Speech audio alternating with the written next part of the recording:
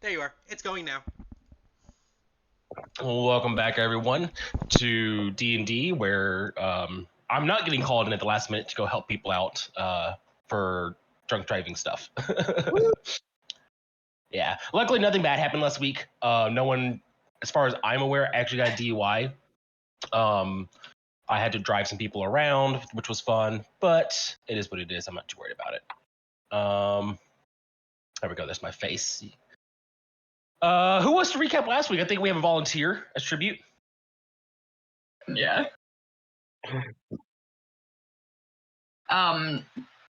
So last week we started off the session finishing up our prep, and we teleported to Harderin. Spoke to a drow elf whose name completely escapes me, and even I watched the recording last night and I still can't remember. And learned of some dangerous vines and whatnot. We also tried to speak to our various houses, with Fenix talking to the greenhouse, and learned of a ranger tabaxi named Phillips, but we weren't able to locate him. We were, however, told to go find a big lumberjack guy named Brian, so we headed off to a little logging camp to find him.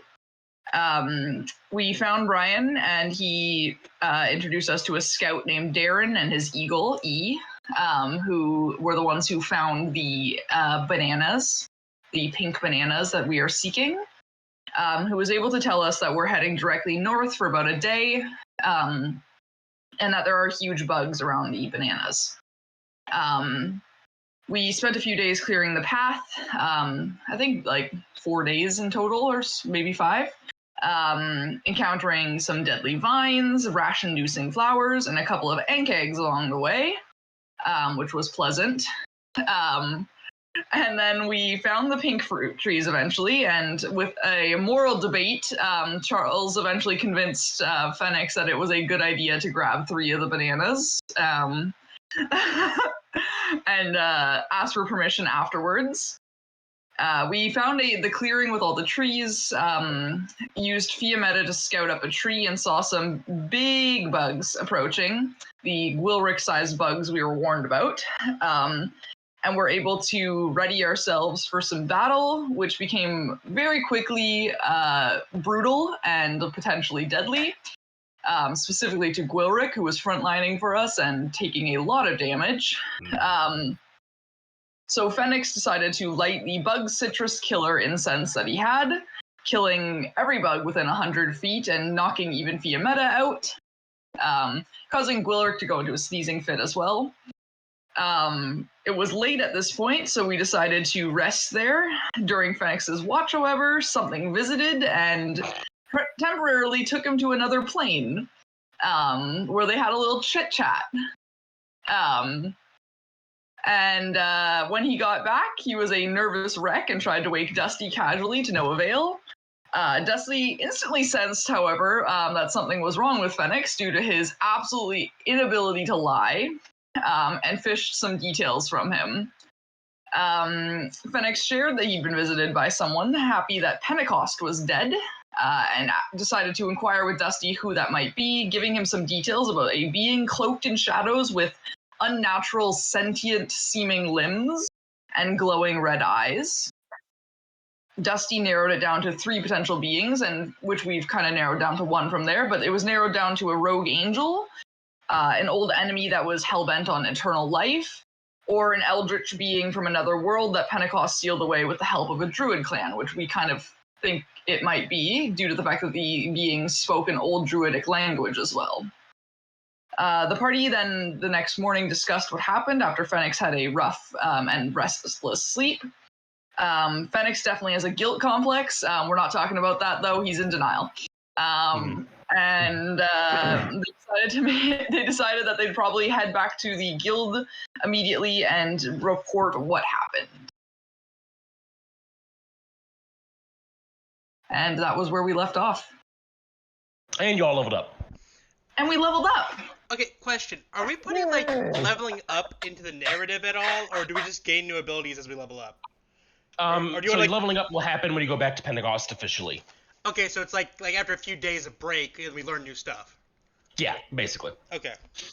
Yeah. So like right now you're You're not level 4 right now, but also the DM isn't planning any encounters, so you know what I mean? Like, it's kind of wishy-washy. Well, I was just wondering, because now I have stuff that I can use narratively, but it doesn't apply to the level up. Yeah, exactly. So you need to wait until you guys get back to Pentacost, unfortunately.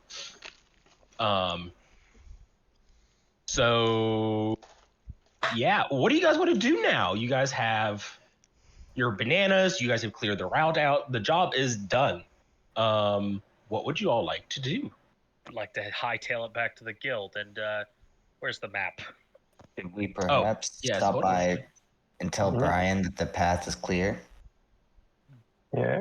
I think it's best that no one goes this way until we report to the guild. Yeah, and also, as for reporting that the path is clear, somebody else can take care of that. We were here to clear the path itself. Anyway, if I recall correctly, it's going to take more than a day to get back to the pillar. It's one day. Well, no, because you guys are at the bananas right now still. So it's going to take... Yeah, I see. So because, remember, it took you guys a couple days to get to the bananas because you guys were clearing out the path. But just to get there to the town itself, it's just barely over a day. Like, you guys can, like, march through the night if it lasts a little bit if you really want to. Yeah, Golurk will pull out the scholar incense and say, considering the hurry we're in, I suggest that once nightfall comes and we start to get tired, we each take a whiff of these. No, you should be fine. It's not a full night. In this case, it's just like...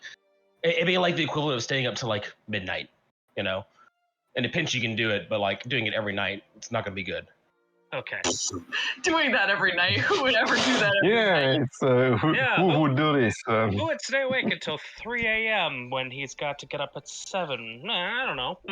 Hey, big mood. No idea. College. Remember, I was up till 4. My alarm was like, we'll go off in 3 hours and 15 minutes. And I was like, Damn. I may have for the used- week. This math ain't mathin'. So you guys gonna just head straight back to the Convergence? Oh, yeah. All We right. don't stop to say we clear the way. Nope. So you guys head back down the path you guys made, following the identifying features you guys marked last time, which is the weird-looking hill in the distance and the other trees that look weird. Or Fenix all that left kind of stuff. markers as well. Oh, that's right. You did leave markers. Yeah, so you follow your markers back. All sorts of things like that. You guys make it to the lumbering area. You guys stop by, say hello, do anything there?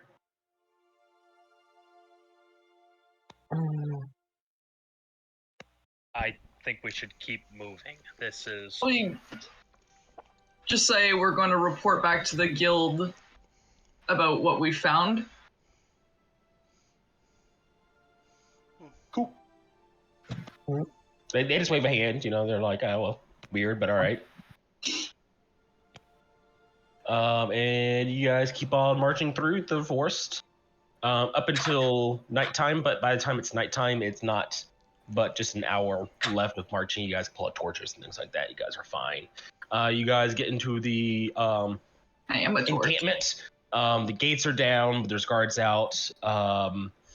They see you approaching, and the guards shout out to you, like, who are you? What are you doing out after night? The gate's closed. We're with the Adventurers Guild, and we need to get back there immediately. You got your Oh identification? yeah, I've got mine hanging off one of my tusks.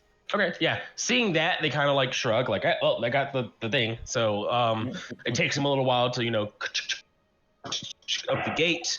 You guys go through the gate. It's Thank you. very Keep up the good work. empty it's very empty at night here. Everyone's asleep, but the constant sound of jungle buzz still comes around. It's oddly comforting at this point.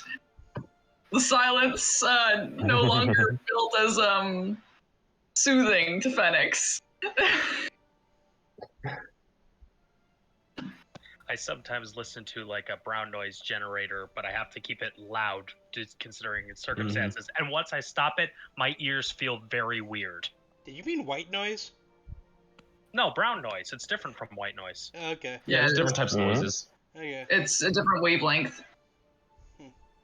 Fenix has fucking got a new curse. Can't sleep unless there's noise. It's like, Dusty, like, do you tell this to anybody? Or is it very obvious? Not yet. It's like, can It's we a recently acquired thing, can I we believe. see for that him. Fenix is not sleeping? Well, it's been 1 day. Okay. And we haven't slept. Gotcha. Okay. Like, I'm like, you wouldn't. Yep. So, okay, cool.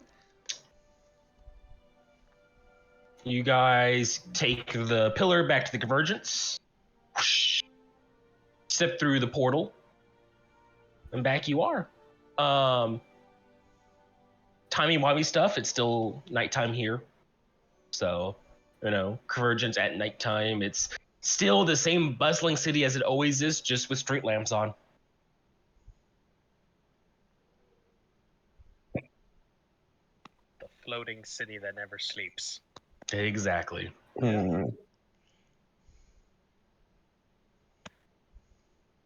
Should we head back and make our report, or do you think they'll not have anyone there?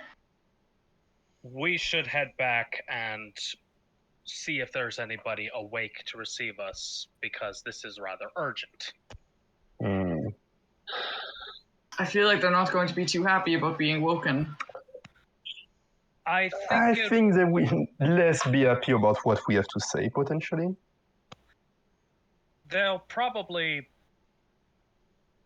If I were in their position, I might be a little grumpy at being woken up. But once I heard the news, I'd think, oh, I see why you woke me up. This is indeed important.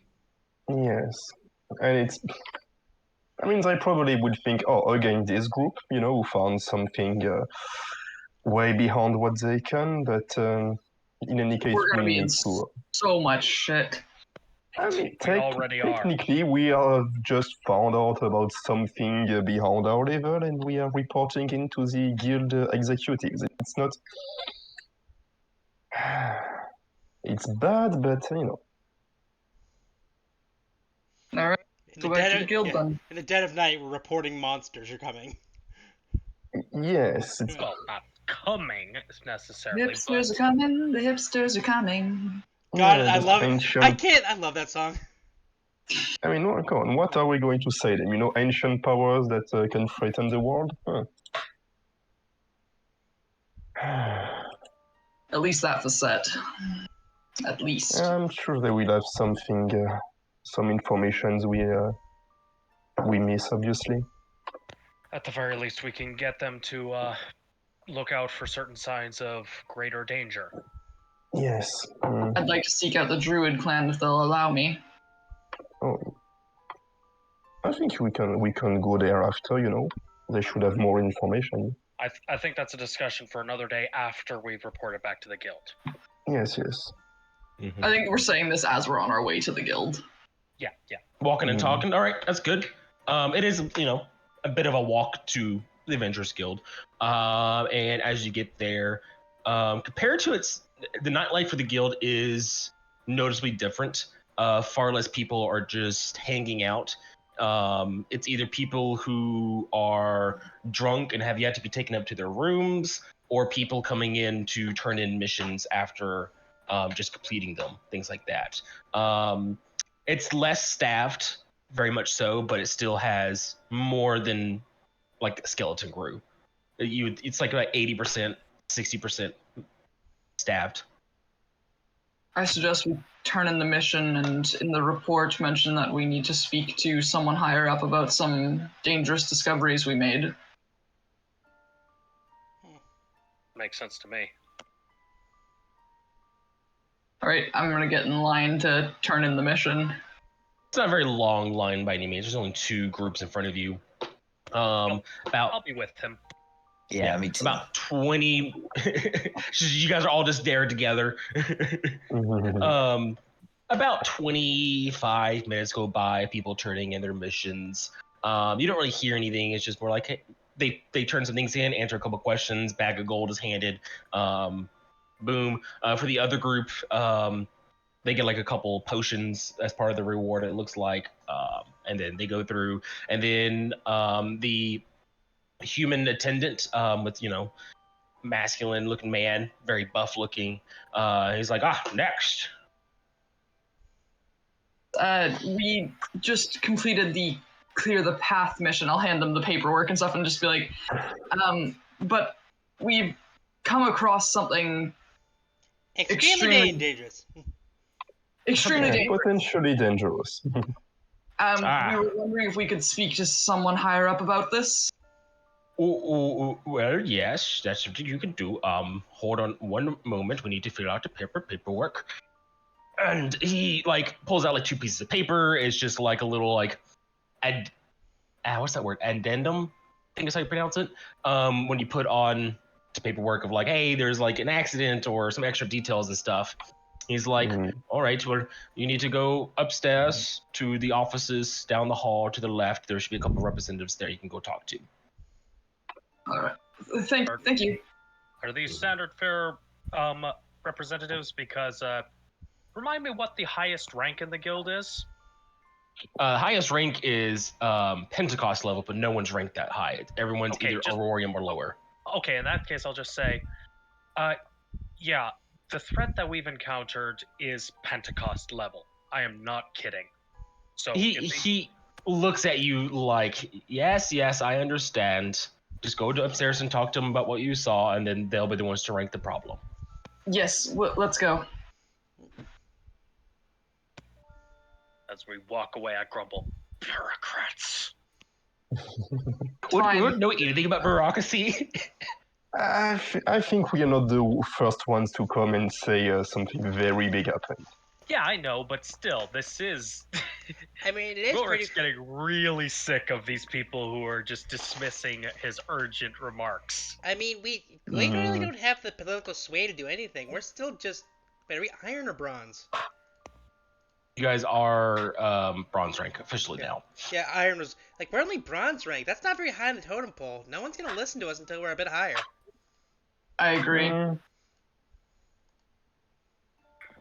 But you guys go upstairs to the offices. There's a series of them. Most of them have signs that says closed or out of office right now, and there are 3 there that you can choose from to go into. The first one has the rank of someone in the silver, and their name is Petunia.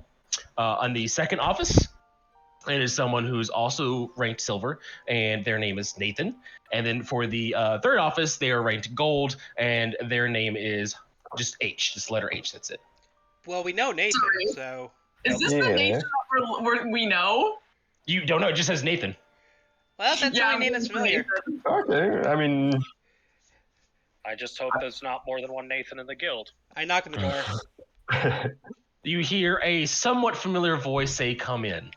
All right. It's our Nathan, yay! And as you... Thank goodness I didn't have to come up with more NPCs. The DM is recycles. He cares about the NPC environment. Nathan's been good to us before. Yes. No. You would open the door and you would see Nathan. He looks at you all and he's like, what? He has this wet face and come in. Hello, it's good to see you all again. Nathan, we have a report to make. Well, I mean, that's why I work here and everything. Come on in, come sit. Let me guess, you found kobolds this time or something, you know? Oh, man. Yeah. Oh, no, just the usual. We took the clear the path mission on A new type of bug. Those are always popping up there. He starts looking for paperwork and stuff. We may have accidentally unleashed a world-ending threat. I think it's a bit bigger than a bug what we encountered. You say, Dusty, can you say that one more time for me? I think I have wax in my ears. We may have accidentally, by clearing the path, we may have accidentally unleashed a world-ending threat. Let me explain. Let me explain what happened. Giant bugs are not a world-ending threat, Dusty. No, Yeah, they're that's scary. not. I fucking hate them too, but No, Dusty, He's not overstating. Dusty, shush. I just, I was trying we- to clarify. we lit an incense that kills every bug within 100 feet. It's- he knows. From the greenhouse. I had purchased it, and we silenced the jungle. Like, it was quiet, and it's not quiet there. But during the night, I was taking a watch, and something visited me. It took me off the material plane for a moment. It had glowing red eyes, and he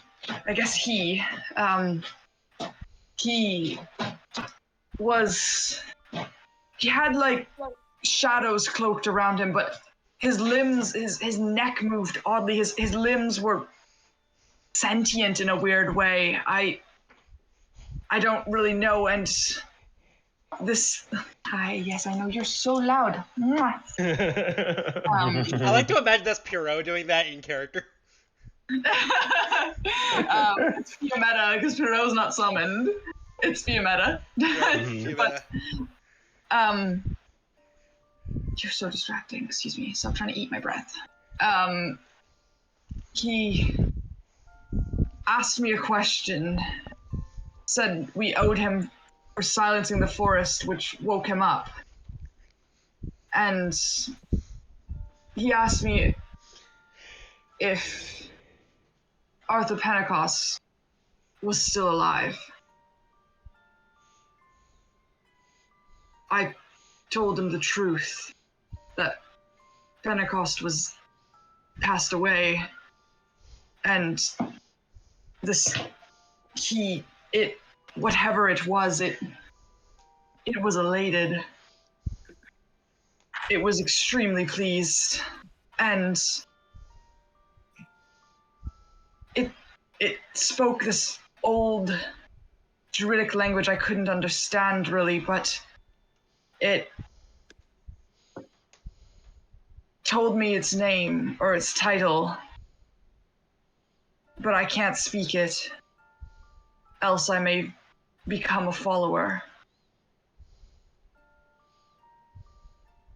Nathan. When he spoke it, Division. everything inside of me was terrified.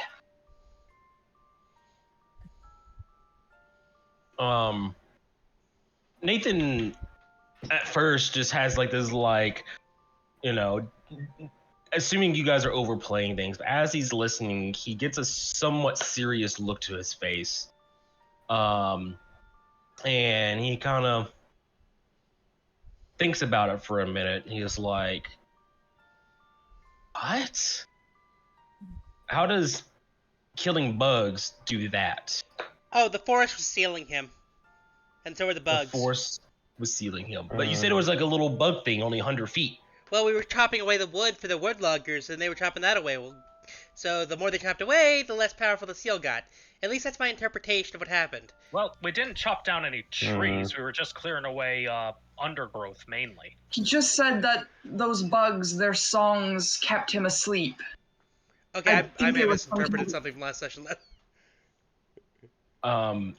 Nathan's confused. Is like, do you have any proof of any of this? Any like, did you find where he was sleeping? Did you find what was keeping him asleep? Like, do you have anything to like prove this? Like, this is a bold claim. You do realize this, right? Only word of mouth and my own memories.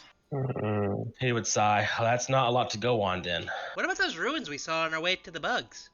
Yeah, I think we can go and. It wasn't ruins, it was mossy rock. It was a mossy rock. For the last time, it wasn't a ruin, it was a mossy rock.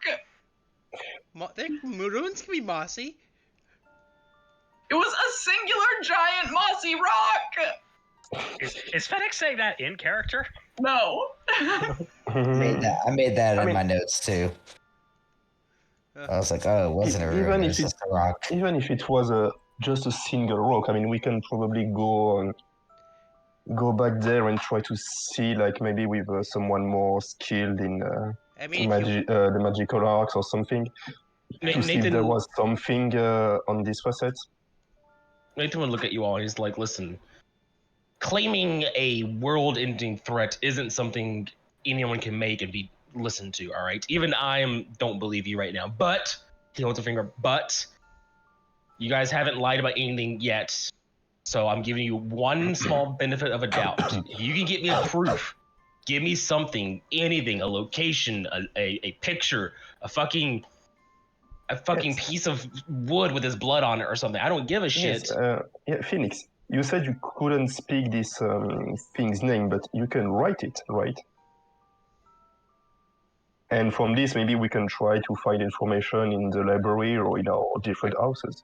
Didn't we narrow it down to what it might be? The Eldritch Yes, Abomination but sealed by a druid circle. if it's something that was related to after Pentacost, there should be some documentation about it. That's my idea, at least. Like maybe we can know what type of creature we could be facing. Name? What'd you say? Do I know? We're both talking at the same time. Sorry. Go ahead, Do I know writing it down would count as like speaking it in a way? Give me just a quick we'll make it a insight check. Okay. Dice gods be with me. Dice gods are indifferent. 13.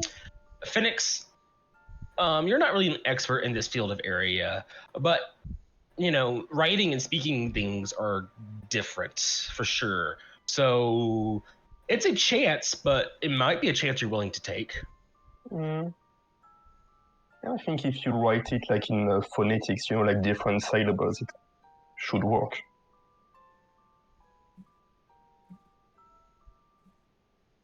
Are we sure we want to try this? If you're really concerned, I've got a rather roundabout idea. You could write a letter on just a random assortment of letters from the name on different pieces of paper and put a number on it to indicate the order it should go in. Yes. And then we will assemble those pieces of paper to get the name. I love how extra we're going here. Would that count as proof if I could give you the name? Like, write it like this, you know? Nathan kind of like, it's a name. Anything can give you a name that can lie of who they are. I mean, does it help a little bit? Yes, but we need, for the documentation and proof to put this up the chain for a higher level investigation, we are going to need something more substance. So you're sending us out to potentially die to get evidence for you so that you can decide to send someone higher level out there. You do realize we're with the Adventurers Guild. We get sent out to potentially die every time we take a mission. But Glorix has a point here. And if this thing wanted to kill you, why didn't he do it then? Holy shit, you pronounced Glorix right. Because he was pleased with us that we woke him. Yeah, if I was an ancient demonic entity and some stupid adventurers freed me, I would be, very happy and let them leave. Well, as of since the moment you walked in, as far as I'm aware, no one has died on Hardenin yet. So why does someone have to die before people do things? Because dying attracts attention. If I were in the position... Again, I want to make this to you guys. It's not that I don't believe you, it's just that other people won't believe you. All right? Yes. I'm 50-50 on it right now. I do believe you saw something, but do I believe it's a Pentecostal level threat? That's where I'm kind of like up in the air right now on. I don't blame you. And, thinking on it, if this entity is that powerful and is that unknown, it would likely be smart enough to understand that killing us there would have attracted attention to its release. So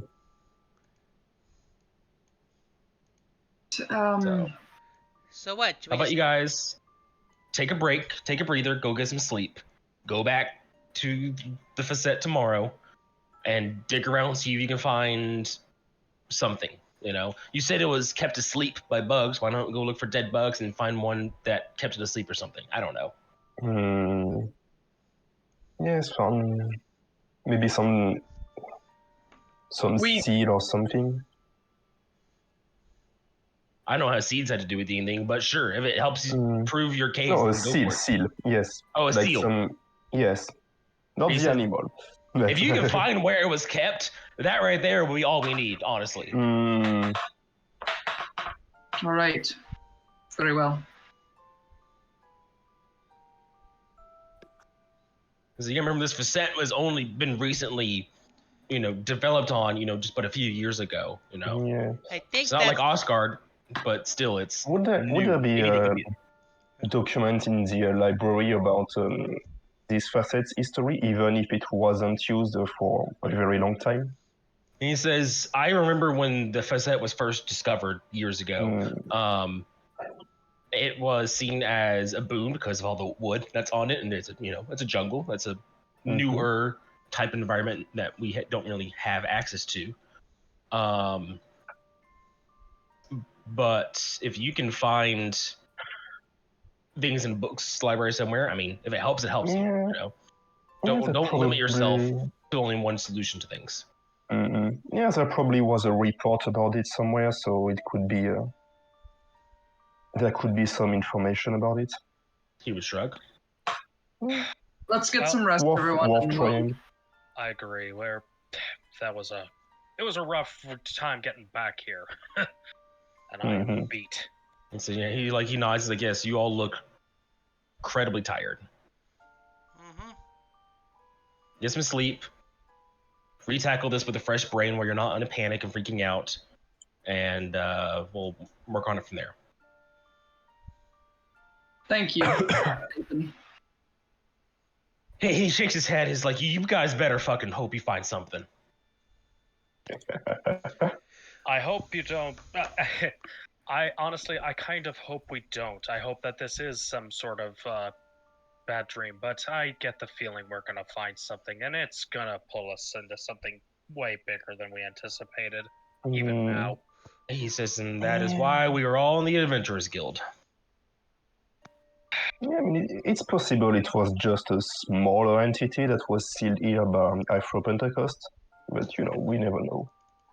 All conjecture at this point. I need sleep. Yes, we need to work more on this and find more information. Yes. While we're all here, same question: do we all agree to go back to the facet tomorrow or not? Yes. Tomorrow? I'm gonna go by the Iron Guard first. Yeah, I was thinking we should maybe wish us things in the library here or in our respective houses. By the way, DM, did we get a reward for finishing the quest? Yes, it was 50 gold per day, if I recall. The compounded rewards too. Here.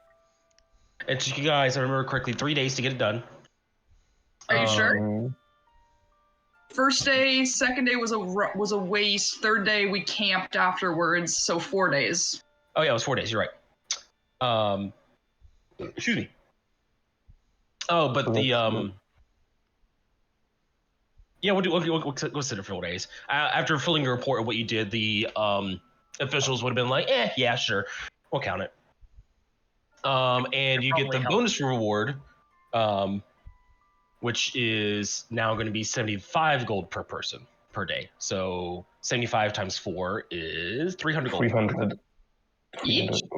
Each, yeah. 75 times 4. 300, yeah. Nice. Did Caius get anything for completing a Iron Guard mission? Yeah, so if like that? You do get some reputation, 1 point of reputation. Yeah. So remember the guild reputation you guys have? Works the same way on the group loot. So you would get. Use sorry. Oh yeah, go ahead. Yeah, I was gonna say you get 1 reputation there. But we're saying maybe could guild reputation be used to access some maybe parts of the library that would be stuck for us because of our rank or something? So guild reputation is an in-house currency for within the guild, and how it works is you can trade it with other members or the staff for either information. You could do it as an apology. Let's say you fucked up a mission, you'll be like, all right, here's some reputation of mine so I don't get punished, really.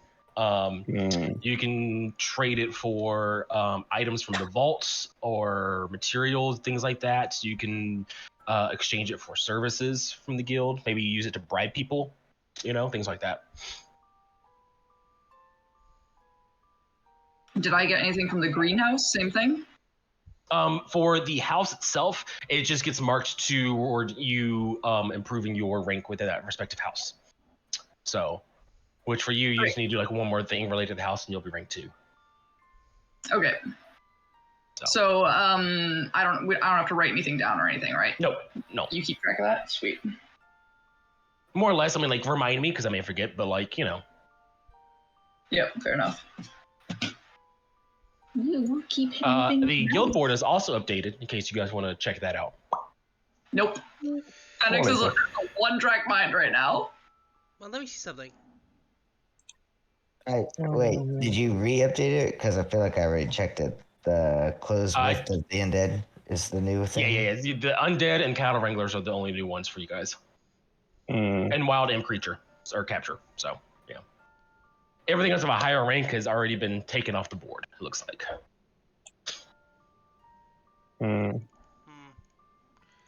Nothing's in our vicinity for where we're going tomorrow.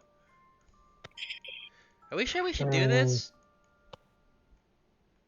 Absolutely positive. Yes, we release something, it's our duty to at least get evidence and prove that there is a threat, if nothing else. As much as I want to think that this isn't real, I do trust Fenix on this one. I do trust that he saw something. Frankly, I should have expected that something like this would happen. How do you expect eldritch gods? I didn't expect that specifically. Growrick, don't forget about your glaive before we leave here. Oh yeah, it should be done by now. Thank you for reminding me. I'm tired. Dusty. Mm-hmm.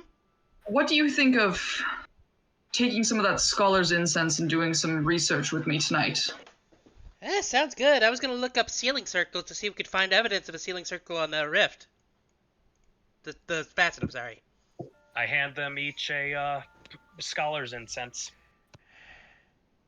You just need one for the group. Yep. Because it fills an area up. For the whole group, okay. Yeah, one for each area of an activity being done in. Because it fills the room up. So we can take one of these to the library with us, and I'll do research if we want. You can. I'm not so great when it comes to books.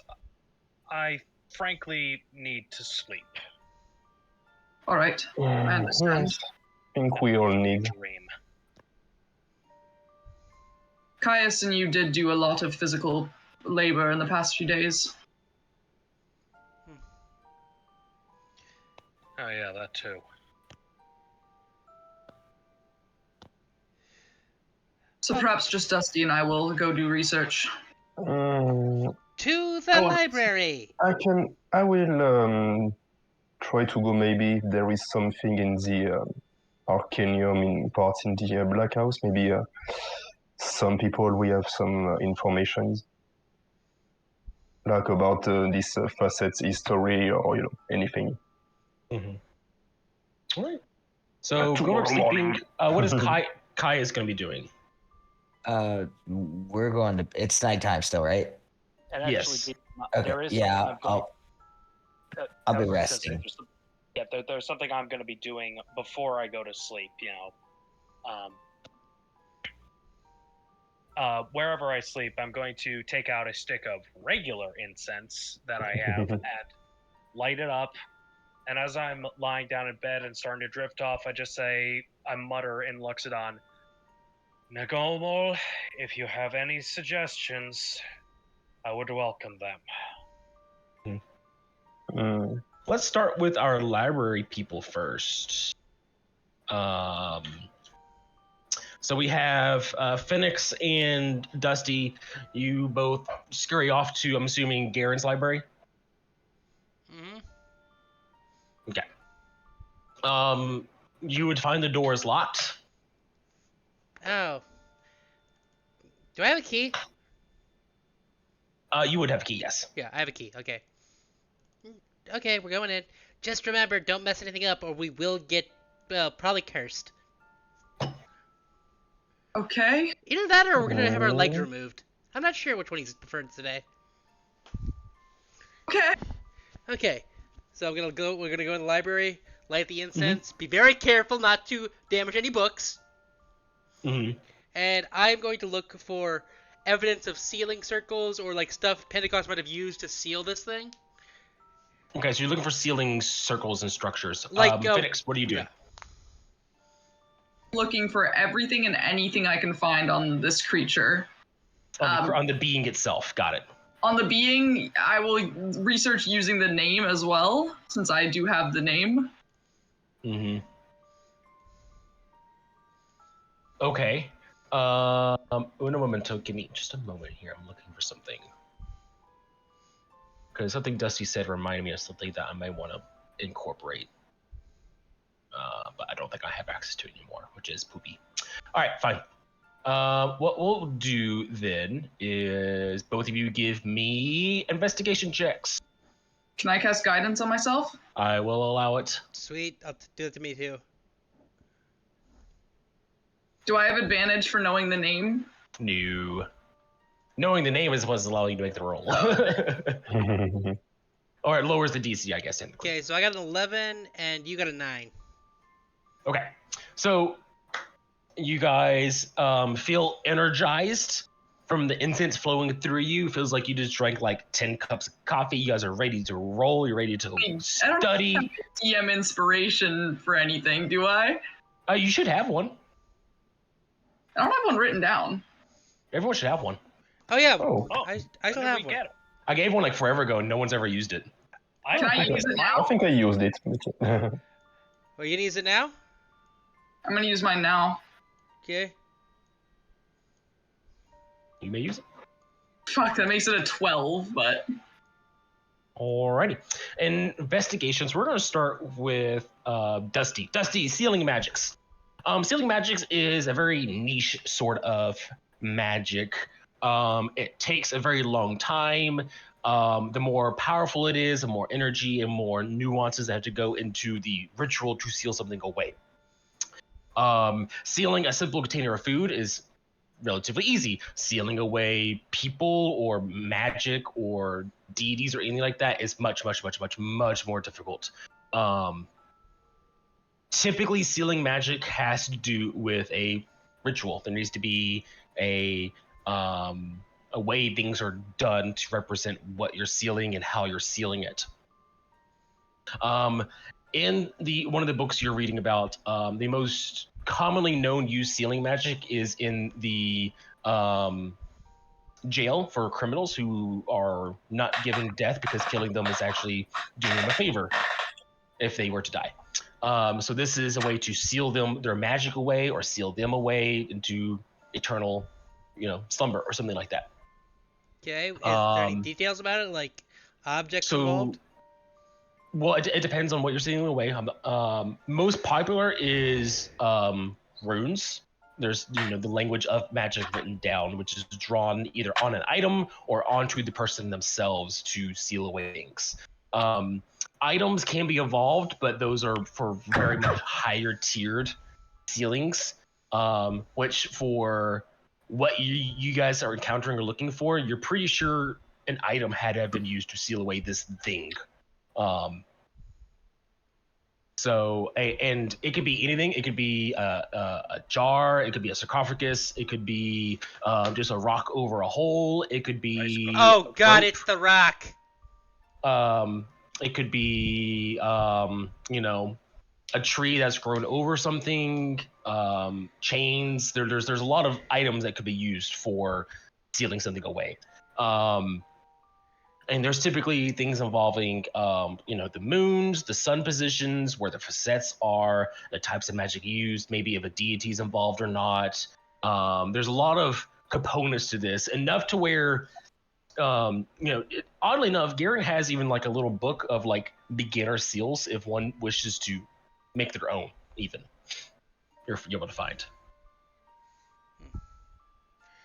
Okay.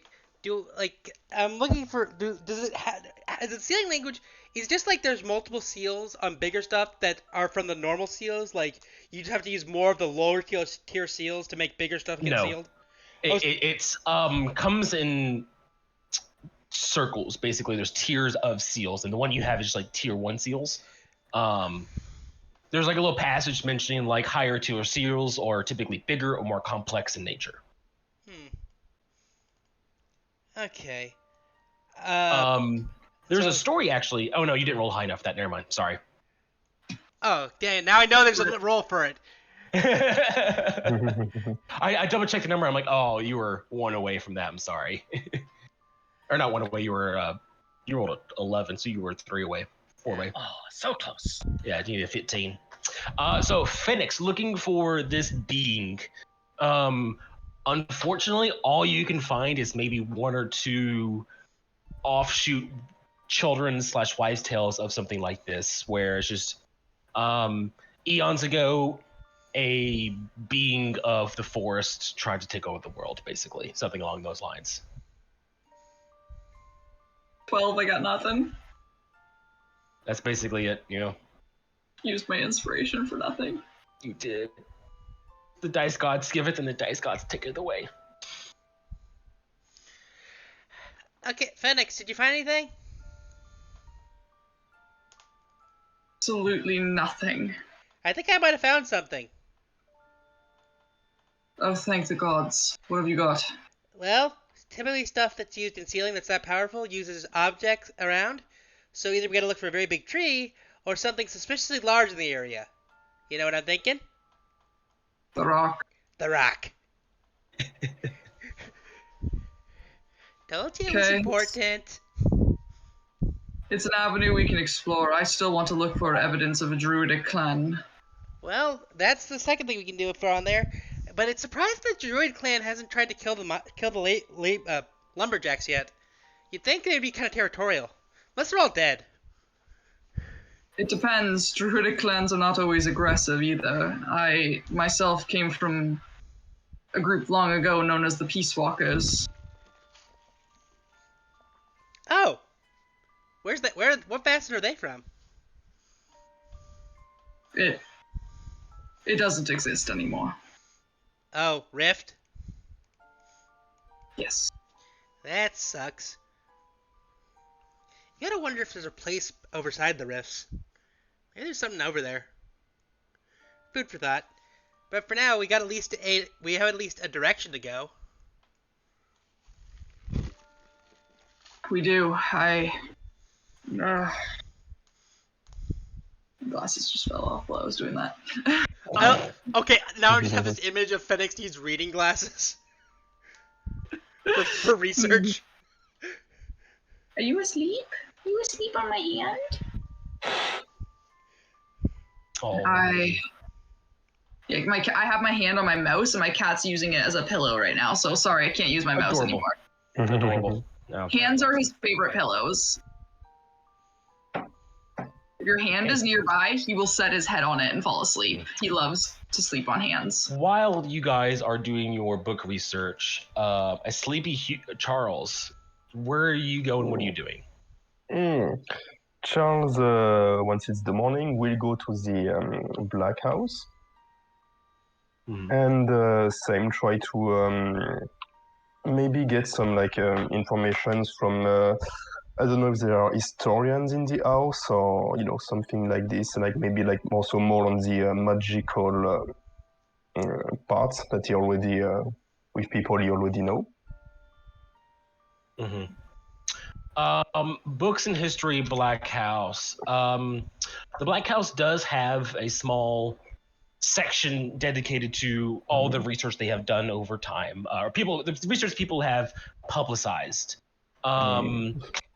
But being tier 1, it's gonna be almost impossible for you to do anything, get access to it right now. But after asking around a little, what do you tell people? Are you just looking for a place to research? Are you describing what you're looking for? I think he would just say that is looking for things maybe like related to Arthur Pentacost to see like, oh, maybe the house must have things, that are not common knowledge, and maybe try to learn things about the facet that we went to, like see maybe like if someone from the house was part of the group that discovered this facet, see if they maybe have some reports about it, or something like this. Okay, much better. So asking around about people who've been there already, you do get from your own section, the spy area, a couple. There's you get directed to a where's she at? Hold on one second here.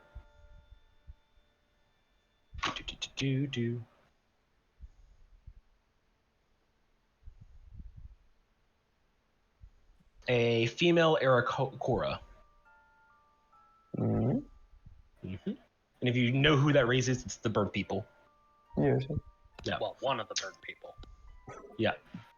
And she has a very, her feathers are brightly colored, almost like a parrot. And her name is, hold on one second here. Let me find my name list, because I don't keep these things together. FantasyNameGenerators.com, Aracroca. Her name is Eric Card. No, I'm kidding. Her name is Clur. C-L-U-R, Clur. Hi. I was wondering, do we have a section where we keep maybe like potential? She's like what's a? Do we have a section where we keep potential reports from people from this house from different facets they visited? Wait, what are you saying? Oh yeah, I would ask her like if, well, basically what I described, if we have some section of the house where we keep reports from different people who visited different facets. So Claire would, hear what you're looking for and things like that. Mm-hmm. And she would tell you, is like, I can tell you're new here. Black House works on give and take. Mm-hmm. So if you want to access something, you need to give something in return. Yes. Well, if someone you recently came from the facet, maybe you should give information about some things you found or discovered, so you can get things in return. Yes, I may have something to say, but I assume what I will give to you would be depending on what I will receive. Because she not. Yep, that's how it works. Mm-hmm. It's not a one-for-one exchange, but it's okay. Well, I have several little things that can be said about this facet. Well, go on. A pen and paper. Yes. First, Charles will describe the pink bananas. Said it's a facet where they grow naturally and the jungle is full of them. She would nod. He will. Well, he will say like basically anything he would have seen in this facet concerning how the woodworkers work, how the organization is with Brian and everything. Would you mention the entity that you unsealed at all? He will not mention it directly, but he will say, okay, it's possible there was something in the forest with the way the insects were singing. And that's why he came. He will not say anything more. She would give you a look like, oh, like you have more to say, but you're holding out on me. How dare you? But she would not. Like the pink bananas is interesting enough, so we will file that away for future use. Yeah. I'm sure it will be useful for people in the magical section. And what is it you're looking for about the facet itself? Yeah, maybe like if we have anything relating to this facet's history, or like if any member of the guild came here and made a previous report about this facet and more specifically this jungle. She would nod, yes. I mean, after all, I was there for the original scouting of the place. Oh, interesting. So I have a couple things I could tell you.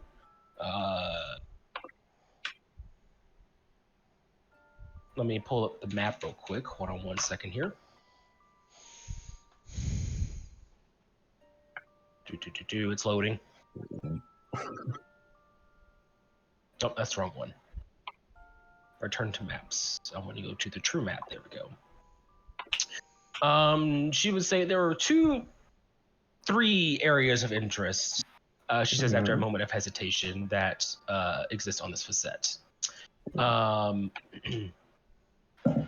The first one, which is probably the hardest to get to or furthest away, I guess. Do you remember seeing the mountains to the northwest when you get onto the facet? Not really. We went more to the east. So there's a mountain area in the northwest. It's very odd how it was created. Originally assumed it was another volcano, but after flying over, there was no evidence of a volcano. Instead, in the middle of it all was some sort of castle-looking structure there. No one went there. No one was able to get all the way over there, but definitely looks. I want to say it didn't really look old, she says, but it was something of interest. I do know a couple of the guilds are preparing, people to go out there. People are slowly investigating closer and closer in that direction to prepare a true dungeon delve of the area. The second area is all the way to the west. It's this lighthouse-looking structure, which is odd because lighthouses jungle. Well, it's also on a facet, and this facet wasn't discovered until a few years ago, which means a lighthouse existed before the shattering, which gives interest that maybe this place was attached to a body of water. It was actually quite interesting. I do know the Blue House and the Greenhouse are very interested in going looking at that to figure out where this piece of land existed before the shattering. And then finally, there was this small little ruins to the northeast, a little mossy covered rock area over there. So I think we saw this mossy rocks like they. I think we passed near them. As far as areas of interest, that's your biggest 3 there. Like, do you know anything about these mossy rocks? Shake your head. No. I was the scouting group. My job was to just find places to look at, not to actually look at them. Yes, of course.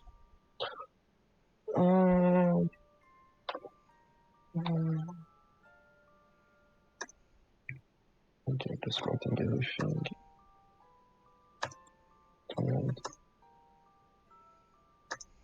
Okay, I wrote everything.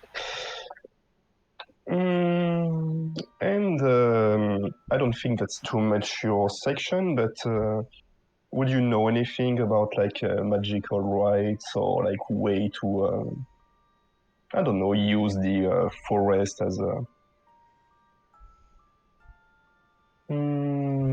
part of a ritual? She would look at you like, alrighty, well, obviously you're looking for something here, but I don't deal with magic. She looks at her hands, can't use it.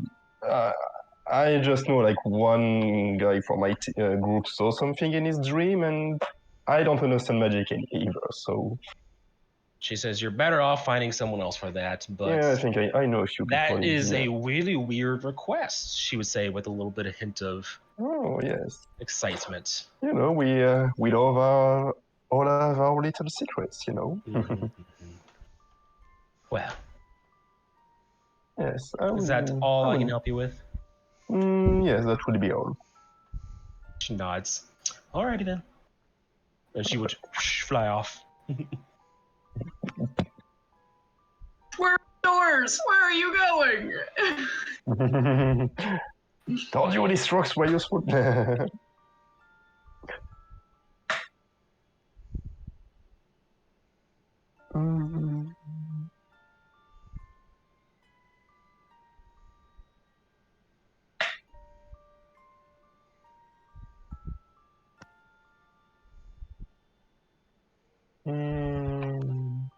Like, what was it called?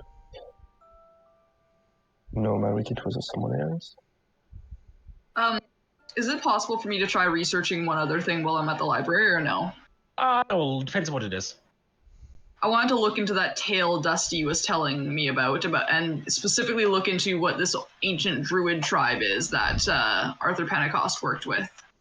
Give me another investigation check. I will Okay. inspire you, because we haven't gone to bed yet.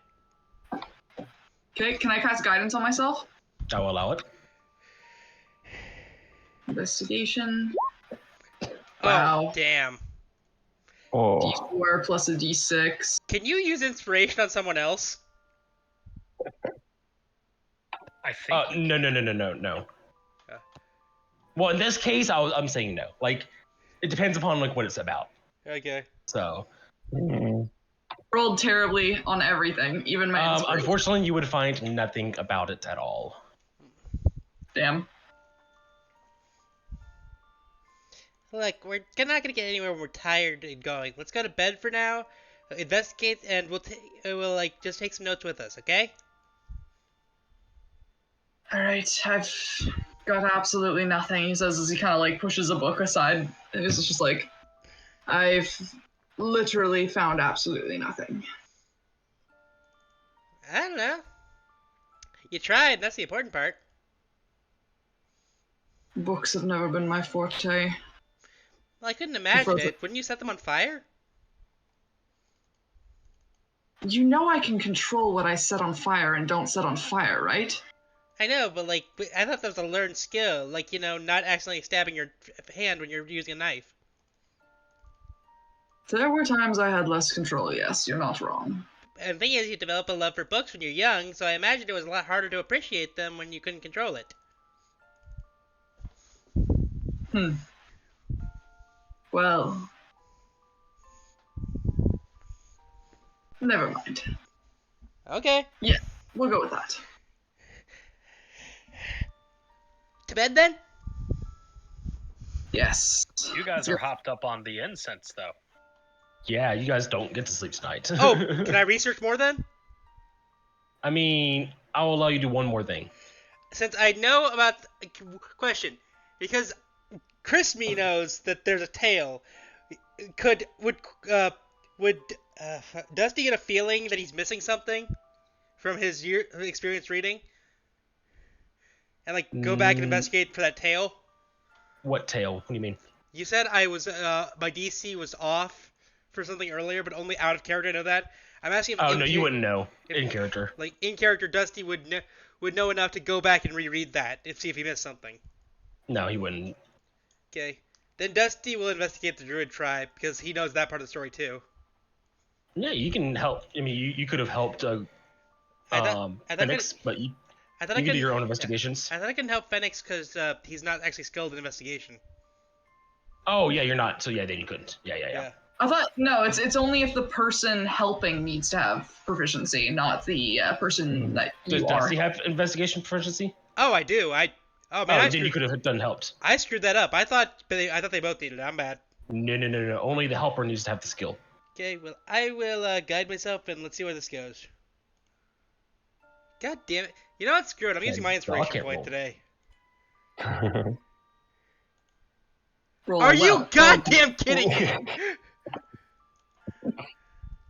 Ogma says no. 12 at the max. God damn it. Holy shit. All right, 12. Unfortunately, you find nothing as well.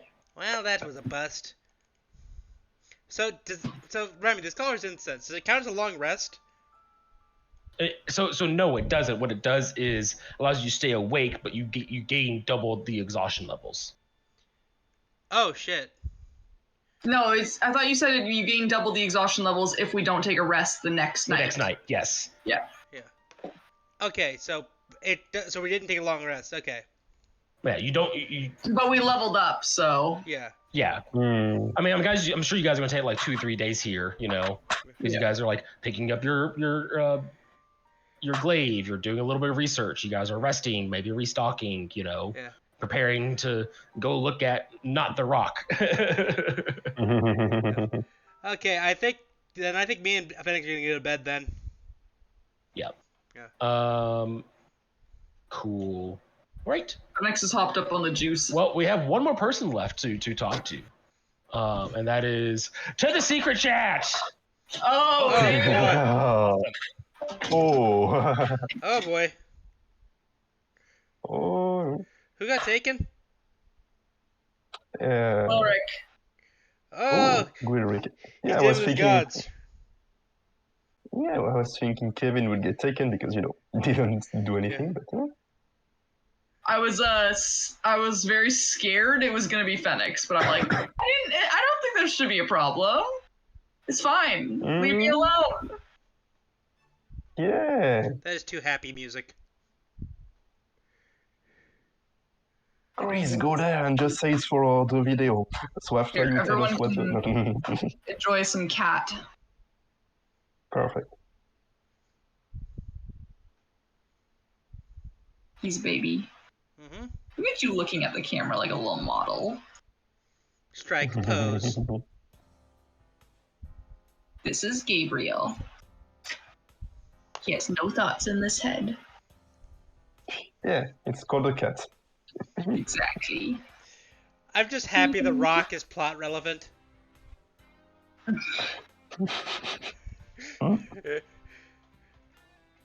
Fenix is like hell-bent on finding this druid tribe, I'm not gonna lie. Or at least evidence of them. What if they're in The Rock? yeah. I kind of doubt they're in the rock, but like I'm not against investigating. I mean, Yeah, it could be one of those things where it's like the whole point is they're druids, but they're sprites, so they're super tiny. So it's an entire giant city in The Rock made of tiny people. Oh yeah, like pygmies. You have an amazing imagination. Yeah. I just watched a lot of Ghibli movies growing up. Yeah.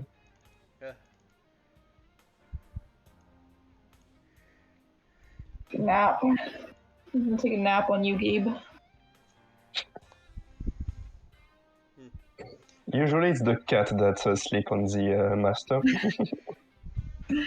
This man is a lap cat, so he falls asleep on me all the time. Yeah. Mm. You little lap cat? I know, you're made of cuddles. What are you staring at? There's nothing up there.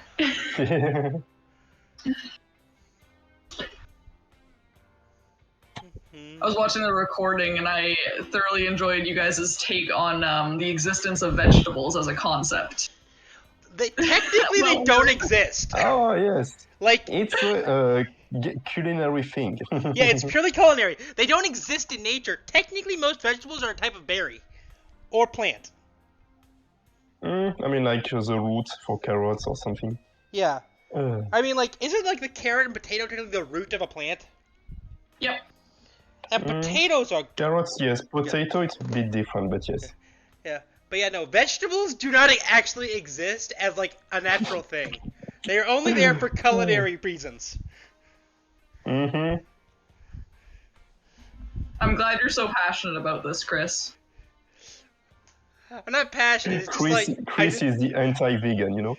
Okay, I'm not anti-vegan, but I will say I don't like vegans. Because, like, vegans you can discriminate against because vegans made a choice. I wouldn't say I'm vegetarian because I eat a ton of chicken, but I don't eat red meat. I don't like red meat. No, like, thing is, I understand the reason people go vegan, and I understand that there are people dying, but dear God, I have never met a vegan that's not pretentious or actually makes things worse. Oh, yeah. Nice vegans before. But, I mean, like, 2 of my close friends are vegans, but that's actually because of dietary restrictions. Yeah, that's something else, but yeah. It's not, those people don't bug me because they don't, like, they think they're morally superior just because they don't eat meat. That's the people who bug me. Yeah, not everyone's like that. It's like, I mean, either way, if it's good, like, either way, we're destroying the environment of wild animals. You're just destroying the environment for more plant life. We're just killing them in slaughterhouses. Either way, they're dying. Yeah. Yeah, slaughterhouses is worse morally to me. I can, like, the thing is, like, I have, like, my empathy meter. I can only care about so much shit, and I need to eat something. Also, meat is way cheaper than a lot of veggies. Really? At least where I am, like you can get a lot more meat. I can get like 5 pounds of hamburger for like $12. Oh, yeah. And compared to getting like a ton of veggies or like specialty veggies that cost me like about $15 or $17 for the same amount. You know, I think I know the reason why I don't like red meat, and that's because I grew up around cows constantly. Yeah. And I also, well, I can't drink milk in general, but that's just because I'm allergic to milk. But Wait. I don't drink. Is there a difference between allergic and lactose intolerant? A bit of a difference, yeah. But one is just the fact that your enzymes can't properly break down the fats of milk, and the other one is an actual allergy, right? Gotcha. Anyways, but with that, I think it's just because I grew up around it. It's so, to me, taboo to actually like want to engage in that, because like I love cows. They're so cute. I don't even agree with the process of dairy farming. I don't know, because like that feels like backwards. I live in a farm town, and like if you don't agree with farming, you're the weird one. I am the weird one. I'm also in a farm town. Yeah. Everyone's always like, oh, there's Andy. Andy doesn't like farming. Andy went to college instead of becoming a farmer. Like I did too, but it's just one of those things. Meanwhile, my dad said to me, "You go to college, you don't become a farmer like me. Get out of here when you can." Yeah. It's just one of those things where it's like you hit your like limit of empathy. If you care about everything, you're gonna burn out. Welcome to my life. Like yeah, but so like. Why do you think I gave Fenix the guilt complex? I know, but like I like in real life, I'm busy trying to help my friends not get shot by cops and assholes. Yeah, that's very fair. So it's like I could just use a good chicken sandwich at the end of the day, okay? Please don't bereave me that. I don't care what other people do. I genuinely don't. Yeah. Also, I don't live in America, so at least guns aren't a concern. Yeah. Don't remind me.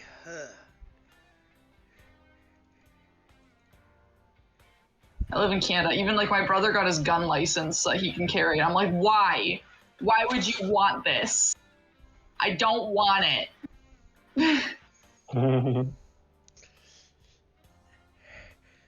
One of my best friends is a cop, and he's like, yeah, I'm almost done my constable exam, and then I am actually going to have the right to carry on the job. And I'm like, why do you want a gun? Guns are scary. I understand the necessity of them, but there is a ridiculous amount of easily accessible, way too powerful guns for civilian use. Yeah, and it depends on how you use it, you know. Yeah. I am happy I live in Canada where there's gun restrictions. Speaking of massive violence, you okay, Hugo? Is France still going upside down? Oh yeah, I mean, I think it calmed down a bit, but yeah, where I live, it's okay because it's countryside, so you know. Okay, because like I heard like they burnt down like 3 buildings in Oh Paris. yeah, more than a few. There was a few damage again, but yeah, it's classic. Yeah. Yeah. Oh, I did see something I wanted to ask you about. Are you, Hugo? Are you familiar with Ohio memes? I saw a few, but don't understand them. I'm like, okay. Okay, so long story short, Ohio's considered like the worst or the weirdest or the worst state in Eldritch Abomination, this weird like sucking hole of joy. But I found something that was comparing all of what each Ohio in Europe was, and I want you to know. I wanted to ask you your opinion. Is Marseille the Ohio of France? Marseille and around Paris are the worst place in France. If that's what you ask, yes. Yes, that's basically what I'm asking. And since I'm from near Marseille, I would say Paris is worse, but that's a personal bias. I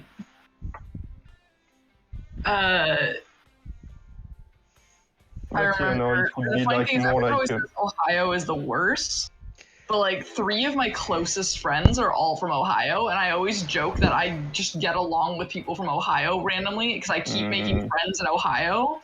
I'm like, maybe I'm the weird one. Maybe you should move here and find the rest of us. Yes. But if you go from like American memes about city, like Marseille would be more like Detroit. True. Same for the one Paris. Like Oh God, my used to be god. good, but now it's terrible. And You like the criminality and stuff. You should I remember. feel like Florida and Paris are in the same league. No, it's different, but yeah. I guess. I think Paris is slightly better than Florida right now. I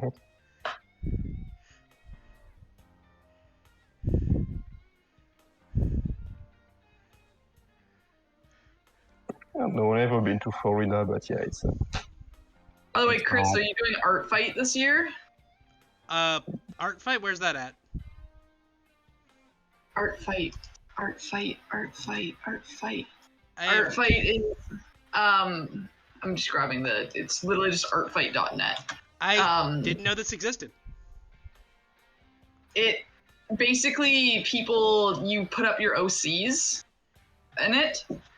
And then people draw them and attack you by drawing them, and then you can revenge by attacking them back and drawing their OCs, and it's just an art practice. It goes on for a month. You get assigned a team, the teams get points for attacking. It just keeps going. It's really fun. I might have to try this. I think it's like I had a problem where like I put my brakes on drawing and started writing lately, so it's really, really fun, and it gets you to draw more here. Yeah. I'm just throwing the URL here because I don't feel like finding you and DMing you. yeah. I've looked it up. I just googled it, so I can find it. That's the thing I looked up. I'll try this. Is this every July? It's usually every year in the summer. Most of the time it's been July. This is my first art fight actually participating. I heard of it before because I follow a lot of artists, but this is my first year participating. Here, I'll DM you my profile if you're interested in seeing examples. Yeah, because the most I do is usually do Inktober. I've never done Inktober. It's such a commitment. That's why I do it, because it's like I have to draw. Yeah. Okay, got it. I put Fenix up actually as one of my OCs, but I haven't got any art of him. I've gotten lots of art of Shy for some reason. Shy is another D&D character of mine. Huh. Ah, man, your coloring is so good. I'm mad. Aw, thank you. So you can see my attacks. Where it says attacks, those are things I've attacked other people and drawn. Defenses are where other people have attacked me, and then my characters. I actually can't look at the page because I've never registered or logged in. Right. I will log in and look later. I promise. It's really, really fun. If you post your OCs, I'll probably attack you. I will probably do that. I have a lot of OCs. It's a shit ton of fun. Yeah, but I've had a bad block of drawing stuff. Like one of my last drawings is of Death in overalls for the end of October, Inktober. Well, the prompt was farm, so I do Death with his scythe as a farmer.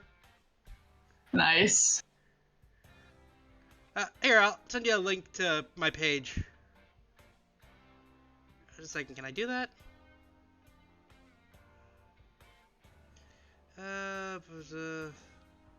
Saving myself. Let me put a let me. Finally, this time.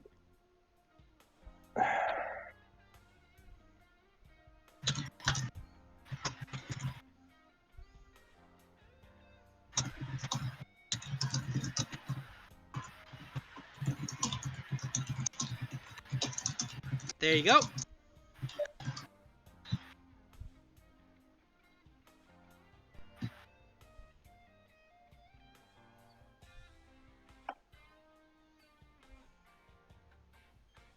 Heck yeah. There's my boy. My boy is on your page. Oh yeah, yeah, because that's one of the last things I remember drawing. I just had a rough time because I think I lost my other job right before I restarted this campaign. So I've been doing my new job, and we've been working so much overtime. I literally just graduated before this campaign started. You'll notice a follow from Sea Dragon D. That's me. Sweet. That's my art account. So. Follow back.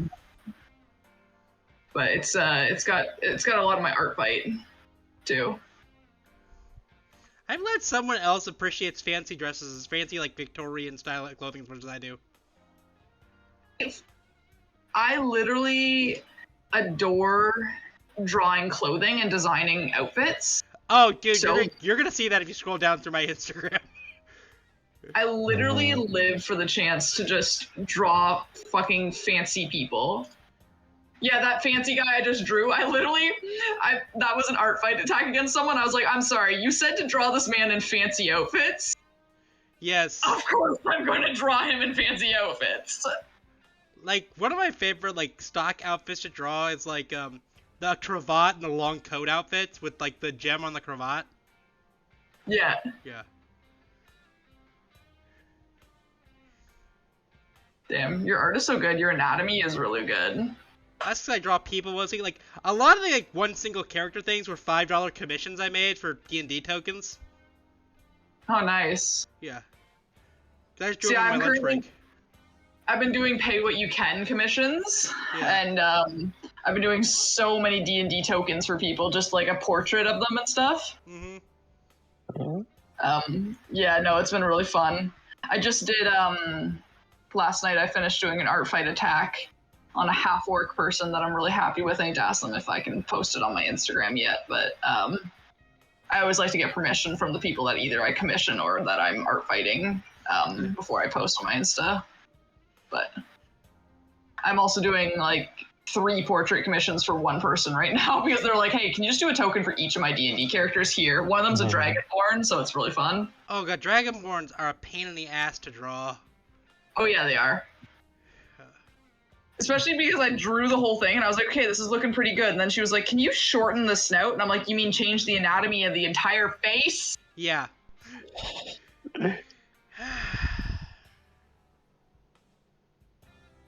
I really gotta get back to coloring though. Your colors are so pop so well. Aw, thank you. Yeah. Like, I'm just too lazy because coloring takes so long for me.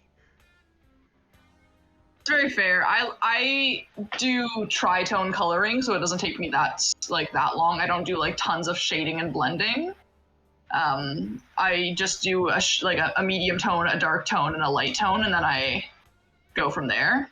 So Okay. and then I usually add a few gradients to add the color variation afterwards. Gotcha.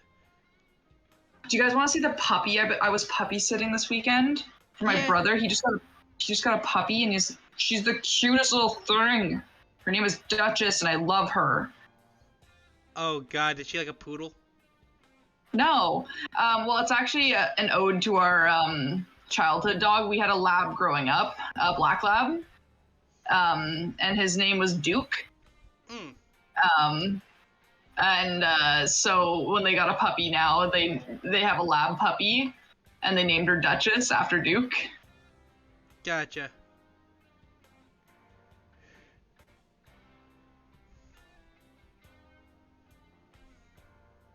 What is this channel name even? Doing it on my phone, so I have to look it up. Man, they must have had an intense conversation in there. I know, right? Like, when did they go in? Was I this long? No, neither was I. Yeah, I think it really depends on how much they say. I mean, he is interacting with a god, I guess. He said Nagomu before, so I'm guessing Gorok's interacting with a god. Nagomu isn't a god. Nagomu is the ancestral spirit that he vibes with. Okay, so it's part god. Ancestral spirit is not a god. If it if it protects someone and it's unholy and it's unnatural, it's in the realm of godly divinity beings. It could be like you can see it as a guardian angel. Is what I'm saying. That's what I meant. Sorry, I didn't say god. I meant like, but I said god. My brain was shortening like god adjacent. There's an Eric. Yeah. What's it, guys? That was concerningly long. It was shorter than yours. It was long. Don't feel like a 1,000 questions. He was asking good questions, though. Good questions. Have so many questions. Yep. Also enjoy Puppy that I was puppy sitting for my brother. It is adorable. Her name is Duchess, and I would die for her. I think most people would. She's like this big right now. She's smaller than my fucking cat. That's hilarious. I once had a Hey, in a cat. few months. When we got him, he was a kitten, and he fit in the palm of my hand. And when he grew up, it was clear he was at least part Maine Coon. Because he was big. Yeah, those things get huge. He didn't get as big as a pure Maine Coon, but we're pretty sure he had Maine Coon in him. Yeah. God, seeing those things attack a bear is one of the highlights of my life. My cat is a large breed cat. I got him from a shelter, and he when I got him was like super small and malnourished, but he had the biggest paws. Right. It was so funny.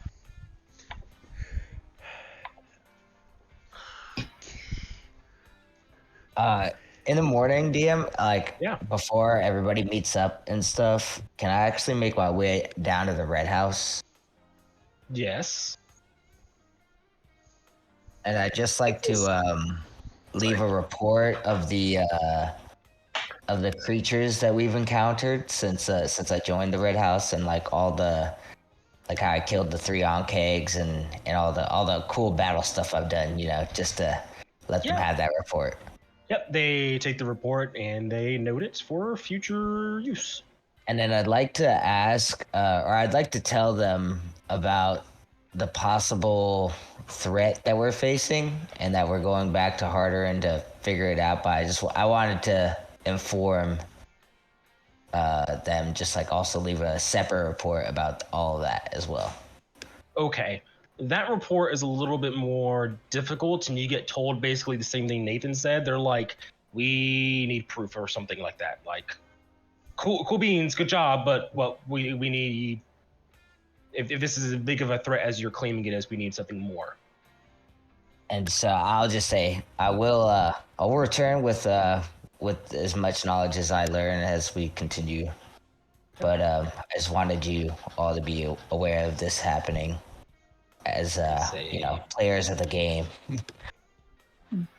Fenix is up at the ass crack of dawn because he didn't sleep. He's literally just waiting till it's socially acceptable to be awake. So like probably like 5 a.m. He's like, all right, let's go. And is gonna go to the greenhouse.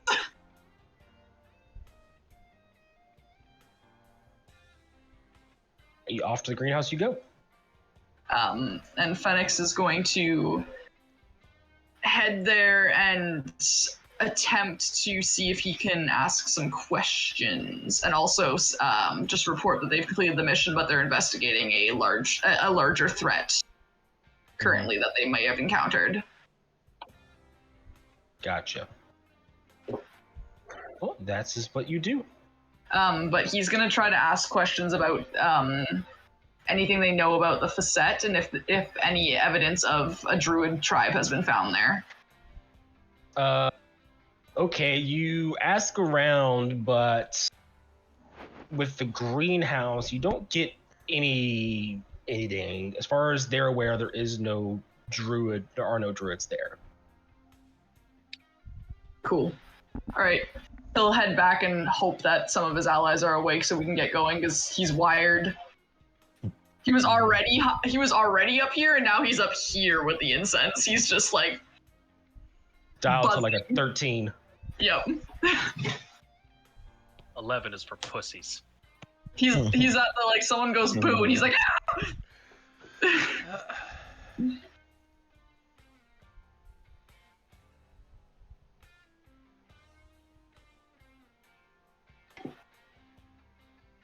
Alrighty. When we do meet up, the first thing I'm gonna do is go over to Fenix and, just put a hand on his shoulder and say to him, I didn't learn anything, but for what it's worth, I completely believe you. I had some doubts before, they're gone now. squints eyes. You didn't believe me. I was inclined to believe you, but I also recognized that there were possibilities that what you experienced wasn't real. I no longer have those doubts, and I now fully understand that it was real. Not just believe, but understand. May I ask what happened to change such an attitude? I was asleep. My ancestor wasn't. Did you learn anything new? No. Unfortunately, my ancestor, when it came to that, didn't know any more than we did. And in other areas, decided that I'm not ready for the answers to those questions.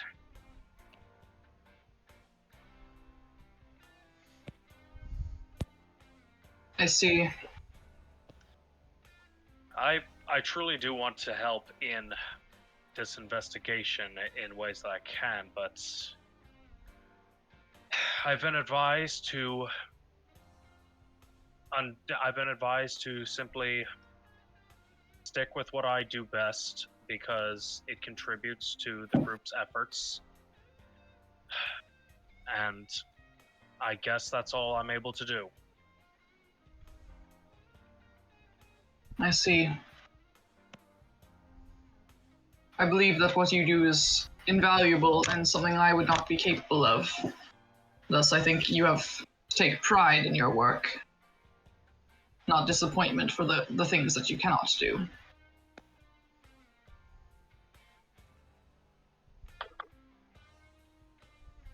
Funny, for many, many years, I was aggravated that I had not been visited by an ancestor spirit yet. And now that I have been, it feels like everything's gotten more aggravating. Aggravation is an attitude and a choice. I don't agree fully with the notion of it being a choice, but but I do need to try to understand it better. I need to try to understand Aggravation itself isn't a choice, as that's a feeling, but your reaction to aggravation is a choice. Reactions, by their very nature, are not choices. But I think I get what you're saying. But I mean, you don't choose to dodge a blow from an incoming enemy. You do.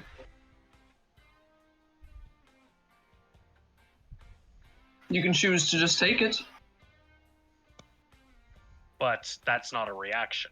That's a choice. Either is a choice. You can choose to react. We're going to go in circles. I'm just going to tell you that right now. You're almost as frustrating to talk to as my elders. That's a compliment. Yeah, sure, we'll go with that. Been trying to channel more druid into myself. You call it channel, I call it a flood.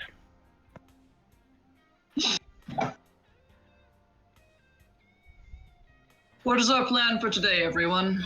Do we want to do more research, or do we begin our investigation? Well, that depends on what you found in your efforts. Dick all. I found some stuff about sealing circles, and I still want to go back and investigate that suspicious rock. I think it might be some kind of like seal key, because the thing said it was sealed, right? I spoke with someone in the Black House who was part of the group that investigated this facet first, and there are three main sites of interest in this facet. One including this rock. Other one are what seems to be like an ancient lighthouse from before the shattering, and the last one is an ancient castle that looked like there may be some things inside. But yeah, this rock was definitely something I think we should look into. I'm inclined to agree, but before we go, I have a weapon to pick up. Oh yeah, your glaive thingy. Yes, made with the dwarven steel. Oh yeah, I think I will follow you. I would need to pick something on the road. Is it done by now, or didn't they need an extra day? No, it was 3 days before you guys left. You guys were gone for like 5 days at this point. Okay. Yep. It's certainly done by now, and I did ask her to hold on to it in the event, but she seemed to be used to that notion. I suggest we speak to Gerald before we leave. He might may be know able to something, give us greater insight. Remind me who Gerald is? He's the library guy who would probably curse us if he could. My friend. I think it's worth trying. Oh, that guy. I was starting to go in that direction, but yeah, it's like. Yeah. I mean, if you want to, by all means, but again, that's more in your wheelhouse. The weapon is more in mine. Perhaps we could bring Charles. He can be very convincing. Mm-hmm. Yeah, just remember that I never lie, you know. I'm starting to think that's a lie. No, I just distort the truth. It's different. There will always be some true elements in what I say. This statement is false. Can we trust Gerald, Dusty? Oh yeah, he's too crotchety to lie. Not to that, but can we trust him with this sensitive information? He likely won't care. Then let's ask him. Although, it is Pentecost related. Oh man, what if there's a vault there? It's a 50-50, it's like a maybe 70-80 chance. He does like ancient ruins and stuff. He might want to claim, so we might have to pay him for this info. Well, we can offer him information as a trade, perhaps. No, I mean, he might want any artifacts or stuff we find, if we find any.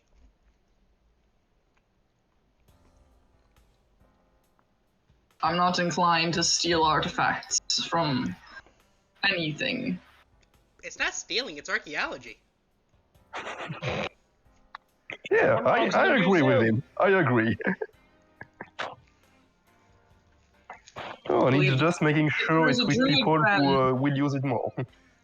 If there is still a druid clan on the facet, which I am suspicious that there might be, then it's stealing. Oh, yes, definitely. But if they're all dead, it's archaeology.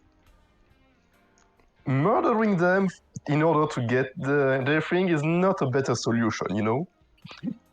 I'll leave this moral quandary to you. I'm off to go make my pickup. And we'll go ask... Oh, can you get a shield for me on the way back, please? And we will give you, shall we give you the money for it? I realized I could use one during the 2 days here. Wait, can you Did you get the ability to use a shield? Yeah, because I needed to take a feat for this. Oh. Yeah. Is it gonna be like a buckler type shield? Is that how we're imagining it? Yes, preferably yes. Yeah, I was gonna say. But since, I plan to go with Goodrick, but since you want me somewhere else, I would just give him the money for it. Alright, I'll see what I can do. She probably has something or can point me towards somebody who does. Okay. It's up to you, Charles. If you wanted to go with Wilrick, that's alright. Oh, I mean, I think he can carry one shield, you know, it's not so big. I'm sure Dusty can do some convincing otherwise. Yeah. Besides, Yeah, I think Gerald's- maybe we can go together. It would be better in case one of us says something stupid. Understood. And I'm just not saying this about Dusty, because Charles could also say something very stupid. Okay. Alright, so let's go to the library then. Okay. Caius, where would you like to go? I'm gonna go back to the Scar Forge, do a little bit of training while I wait for you all to finish up your affairs. I just like to be more prepared. And this is kind of how I'm gonna flavor my +2 strength here. Just gonna go ham. Oh, you just Wait took the +2? Yeah. Nice. I took the +2 as well to wisdom. Oh yeah, what did Willard take? I took, let me just check the name of it again. I took Resilient to up my that's right. wisdom and get wisdom saving throws as a Oh, proficiency. nice. Nice. I took a feat because my charisma was a 17 and I wanted to make that useful. Yeah. Did the same with Basically, my I'm decks. flavoring that as Wilrick having to have so many having to do so much Thank trying you. to figure shit out with what he's been told, and having to really fortify his mind a bit in order to actually be able to cope. Mhm.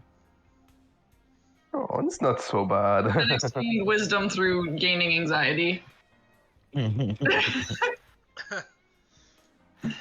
You have wisdom is related to instincts such as perception and shit. So basically, you now have an anxiety disorder. Yep. Dang. Off to Gerald's, or off to the Scarforge, or off to Blacksmith's. I don't know where we're going first. We'll do blacksmith Mhm. first because it's gonna be easiest. All right, yeah. I'll make my way there and you come get and say, your halberd. Glaive. Glaive, sorry. Yep, glaive. Polearm. Hello, Nodia. So what are the properties of this glaive? She would look at you like you don't remember. I'm asking DM what the properties are so I can write them The down. DM's asking you don't remember. I don't think it was mentioned. It's I forget. Did you get it masterwork to forget? I couldn't afford masterwork. That's so right, you no. couldn't. It was just the dwarven steel, and there was nothing else added to it, right? I just specified metal rod through the shaft as was advised, Right. but Yeah, that's just more of a flavor thing. Like there's no mechanical advantage to that. It's just, but she would hand it over, and it looks very much like yours, except the metal is a bit shinier, I guess is the way to see it. More, it just seems. It doesn't look like normal steel. It looks like something better. Just like looking at it, you can tell it's just a higher You got quality. it silvered too. You paid extra for it to be silvered. oh yeah, Yes, that's right. you I did did. pay Yeah. for it to be silvered. And there would be along the edge a slightly whiter toned metal from getting it silvered. Okay. And the properties of it is it just counts as a +1 to hit. Okay. Not damage, just to hit. Because So it the just dwarven allows you. steel, dwarven steel does what masterworking does, or at least what it did in 3.5. Yeah. Okay, cool. And say, oh, this is some fine work. Do you sell shields? I've got a companion who's in need of one. She's like, do you want a custom one or just a one off the shelf? One off the shelf. She would gesture, I got like a dozen. Go pick your favorite. All right, I will go. I'll say, he tends to be pretty nimble on his feet and needs to have his movement. So which one would you advise? You know. We have bucklers. All right, I guess I'll take one of those. I think you mentioned that actually. All right, that'd be 25 gold. Okay, I pay out of the gold that Charles handed me. Yeah.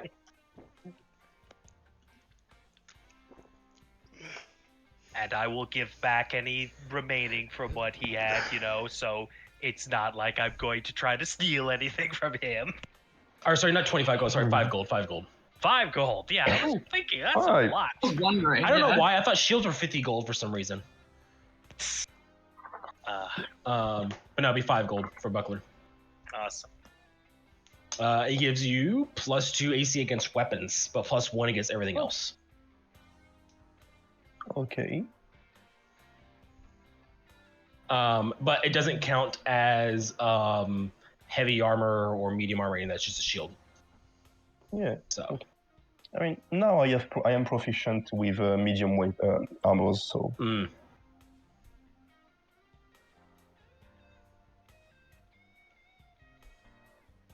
I think Hugo just died.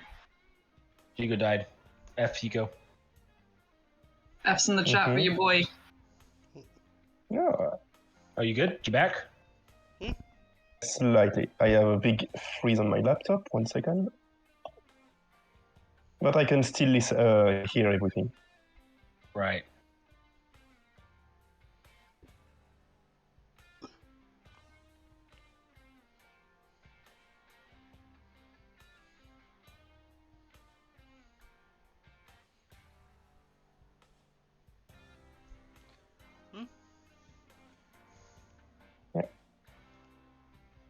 Okay. And we'll do who's next? Book people? Yeah. We're just basically asking Gerald for help.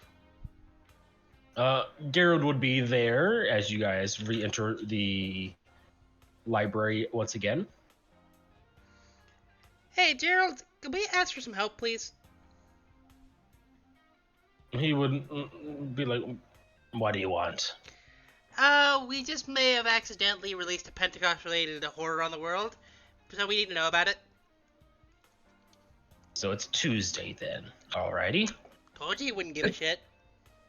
It's actually it's Wednesday.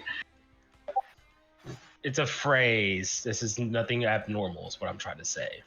You know how many people come in here, they're like, "Oh, I discovered a great ancient secret by a dragon, ooh," and you know what it is? It's lizard shit. Okay. So, We need to know about a figure that Pentacost sealed away that's cloaked in shadows, has oddly sentient-seeming limbs, glowing red eyes. I take it you didn't find anything last night, did you? nah, we tried to research a lot. I got a bit into sealing spells, but I couldn't make heads or tails of some of it. I was trying, Probably best that you don't. I was trying to investigate because the Fenix says we broke a seal over on, how's it pronounced, Haran? Ren. Hardaran. Yeah, Hardaran. Hardaran. We may have accidentally by doing one of our missions, we broke a seal on Hardaran, and we may have let the thing get out of the woods. He would just look at you like, I had a lot of things going on how the world would end, but you releasing it was not on that list. I'm surprised. Why does everyone think I'm gonna cause the apocalypse? Dusty's too stupid to release something. It takes stupidity to release something. Take it from someone who knows. Mm-hmm. Dusty's smart in a lot of things. That's why he's allowed to have a key. However, he's socially inept. Well, yeah, that's why I spend my time here. Dusty's gonna start a war at some point. Okay. Anyway, right. Like, as soon if as I you get couldn't political find it, books. then how do you think I know anything about it? Because you know these Aren't you books supposed to better be than I. supposed to be the most masterful researcher ever? Oh dear lord. I was hoping. Flattery doesn't work on me, dude. But I was gonna say, well, here's the thing. Do you remember that deal we made about that key I have? Yes. Well, these are Pentecost-related ruins, so the chances of me finding something to help fight with that key go up a lot. Do you know where the ruin? Have you seen the ruins yet? Yes, Yeah, okay, I'm good. You've seen the ruins. we've seen the rock. The rock is the rock ruins?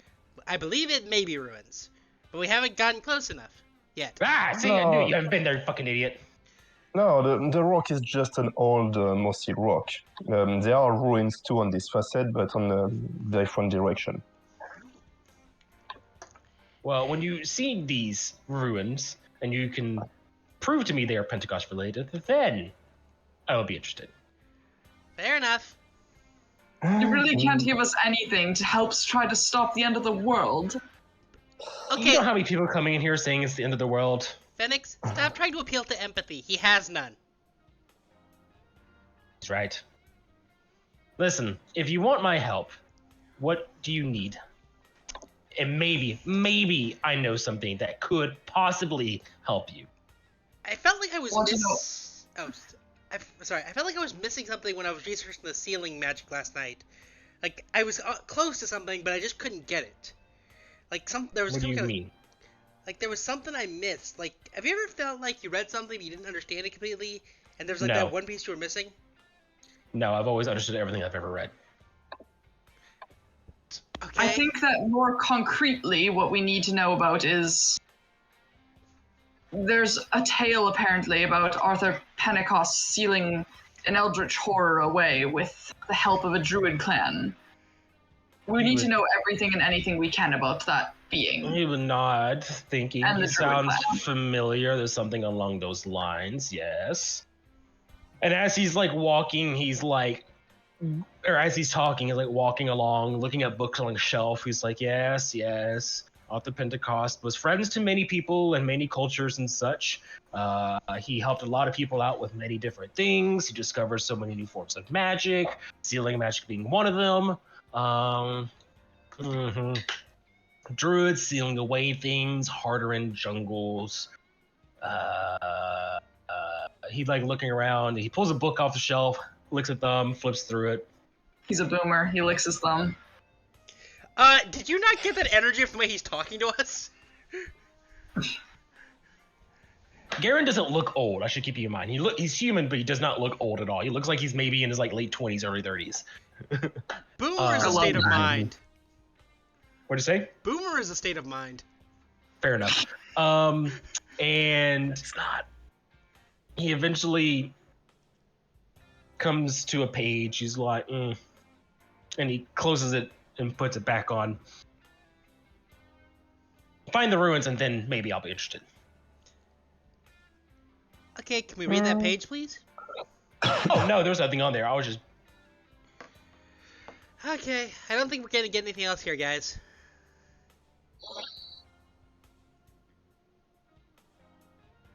Does money work on him? Can you bribe him? No, I have tried. The only thing he cares about is knowledge. If we bring him something interesting, that'll work. Damn.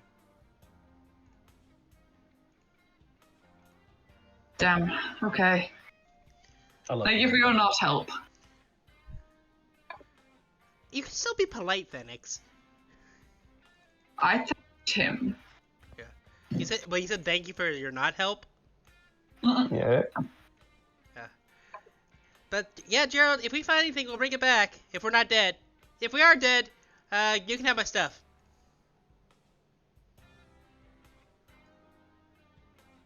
He just waves a hand, nonchalant. Yep.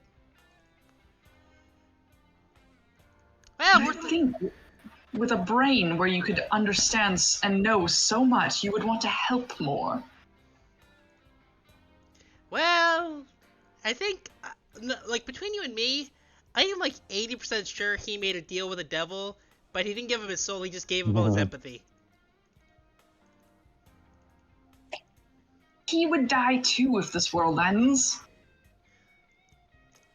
You see, I'm not actually sure about that.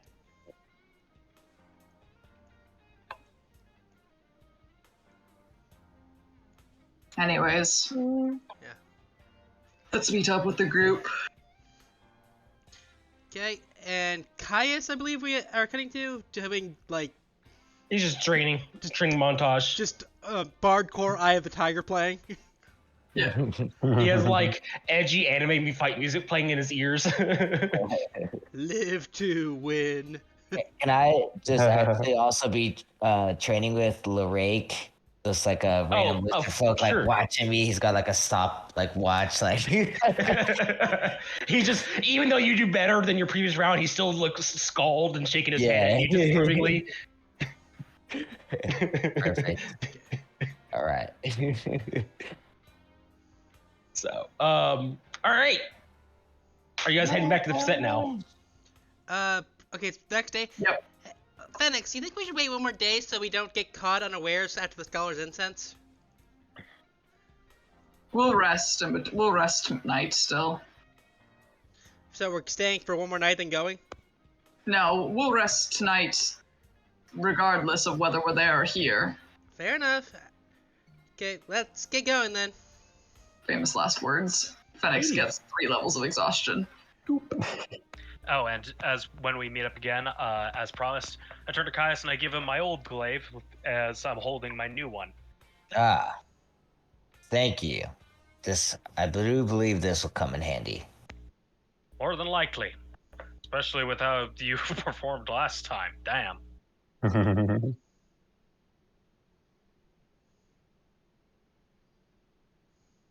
Hard and try to find some evidence then.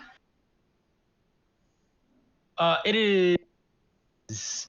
By the time you get to here, it's about just before midday. You know, almost lunchtime, things like that. Where do we want to start? The Mossy Rock?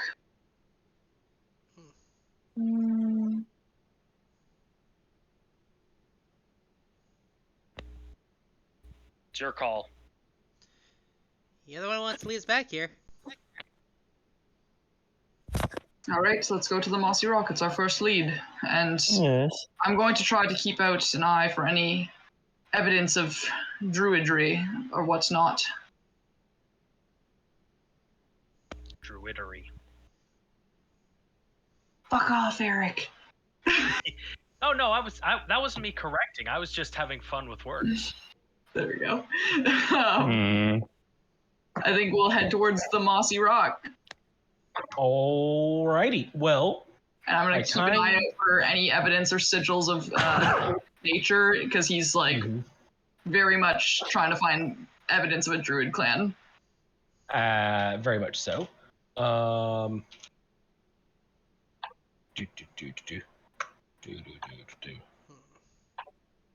bot died. The bot died. F in the chat for the bot. Yeah, I don't know what happened to the bot. And while Fenix is doing that, I would actually like to walk around the area, look at the positions of the trees and the rocks and stuff, and see if there's any sort of pattern to it.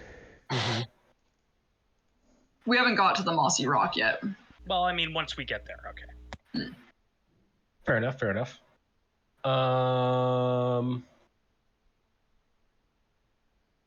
As you guys travel to the logging camp, you get there without any problems.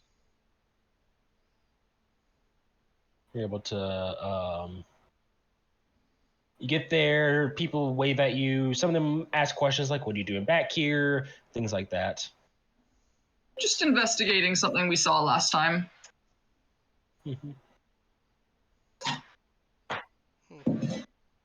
Fair enough, they suppose. You are going to camp out here, though, because it's getting dark, and then Fenix and Dusty are feeling the crash effects already. Ugh. Hey, are you getting tired? Nope, not tired at all. Just like rapidly blinking to keep his eyes open. Occasionally doing this. Yep. Nope, not. Ah.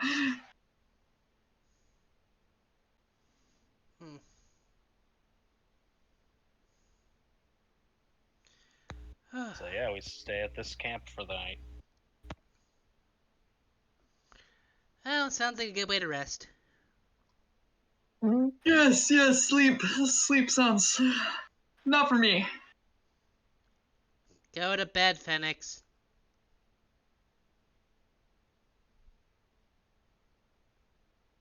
Fenix is out at the moment he gets his like bedroll out. And just not even like properly in it, just laying on top of it.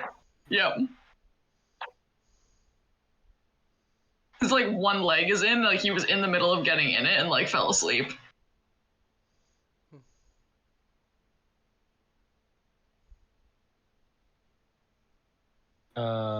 Yeah, so you all sleep the night away at the lumber camp, sleeping in the same area you guys did last time.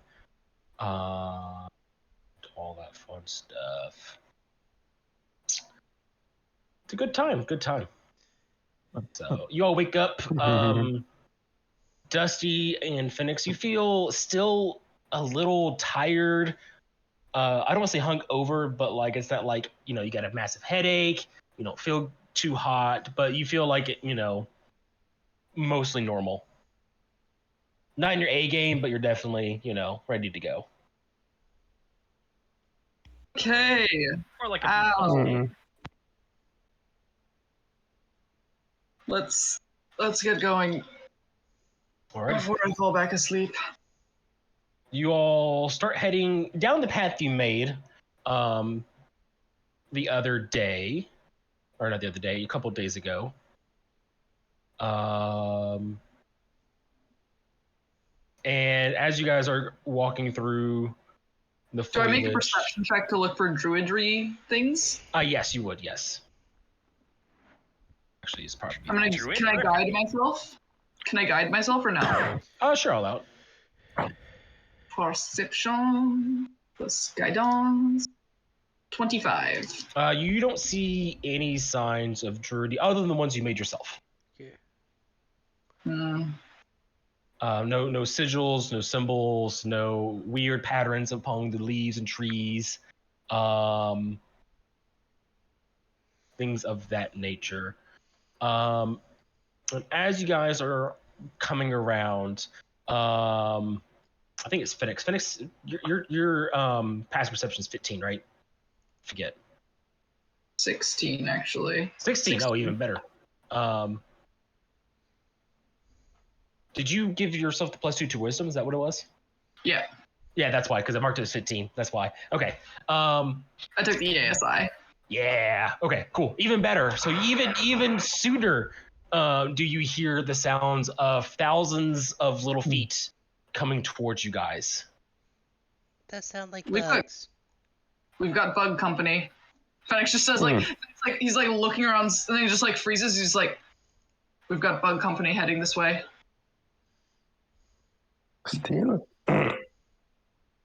And coming out of the bushes will be two very large-looking centipede creatures. No, not this shit again. Hmm. All right, can we get some initiative rolls? I get some battle music going. I will, because the bot's bot's dead. No, it's just All right. it's a quick restart. It should be up in like 10 minutes. Okay. Yeah. DJ Caius, hit us up. I'll just replay the jungle battle music from the other day. Yeah, that's what I'm pulling up right now, actually. Yeah. Like I said, I'm spoiled and I require having music now. Mysterious I'm jungle glad I stuff. could spoil my players. Can we put it in the music channel so I can easily find it? Just so I can Yeah, play I'll put it on in the, there, hold on. Yeah, I can play on the recording. Give me 2 seconds. Doop. Music chat. Boop. There you There go. we go.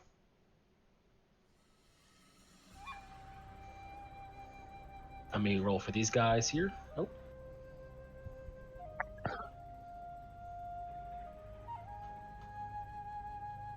Oh, they go last. Did I roll yet? No, you did not. No, okay, sorry, I was messing with the music. Dusty goes last. No, Dusty goes before me. Oh, you rolled a what? I thought that was 11. Oh, God. No. All right. Dump stack. All right, thanks to Phoenix's warnings, you guys are not surprised as two massively looking centipede-looking creatures burst out of the foliage. They rear up, let out a weird hissing sound, and what do you guys do? Attack. Thinking having a picnic lunch, you know. Yeah, you know. Have them over tea. Mm-hmm. Okay. Well, in that case, just Charles will go here. Mm-hmm. Just try to hit this first giant bug. Yep. A hit, you do. Perfect. And 1, 2, 3, 4. Retreat back here behind this tree after. Big damage. Big damage. Yes. Big damage. Big numbers. Make big numbers smaller. Not so much on the bar, but yes. Well, you're making their big numbers go smaller. Mm-hmm. All right, Caius, it is your turn.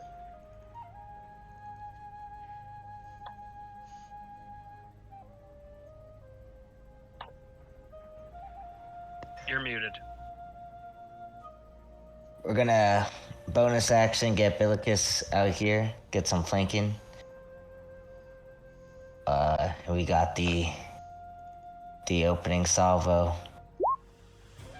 23 hits. 12. And then unleash incarnation. Are you doing fire and necrotic damage? Fire. Okay. A 14, I believe, misses. Hold on 1 second. I'm gonna double check. Where'd my thing go? There it is.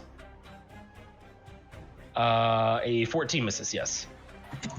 Action surge. Mm-hmm. For another 2 strikes.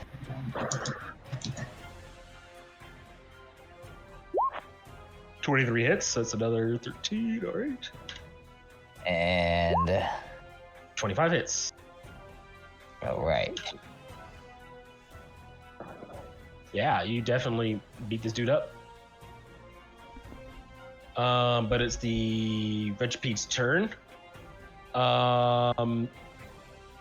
He is gonna go for the thing that just hit him, so he's gonna move this way, crawling over the log. He's up top of it. He's gonna rear his head back, hiss, and he's gonna go down for a bite. Go around for a bite attack. 13 misses, I'm assuming. Yeah. And then he's gonna do 2 claw attacks. 14 misses, I'm assuming, right? Yeah. Yep. Oh yeah, the 18 AC now. You geesh. Yes. Parry. Oh, no, it just like moves the like shoulder. Right. Cool. Right. It is Fenix's turn. Okay, I'm trying to edit my. Oh, why are you frozen? My Roll20 is frozen. Give me one moment. Fine. Could you not be frozen, please? Unfreeze. Thank you. I can see now. Okay.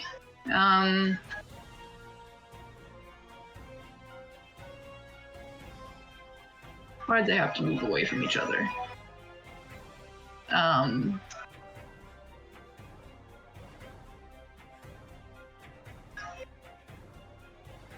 Use my action to summon Pierrot. I'll summon him right here so that he's flanking with Charles.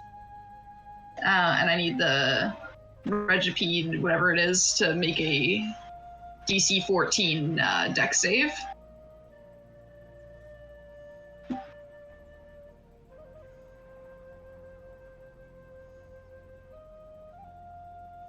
What kind of save is it? Deck save.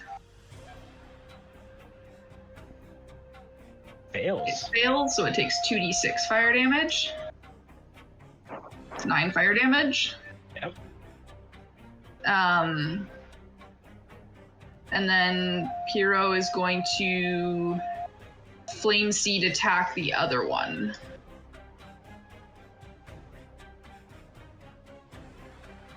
Okay. Come on, buddy. Pew pew.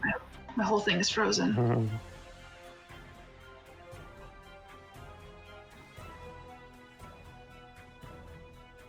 Oh, it's my spell. It's modifier to hit. I should.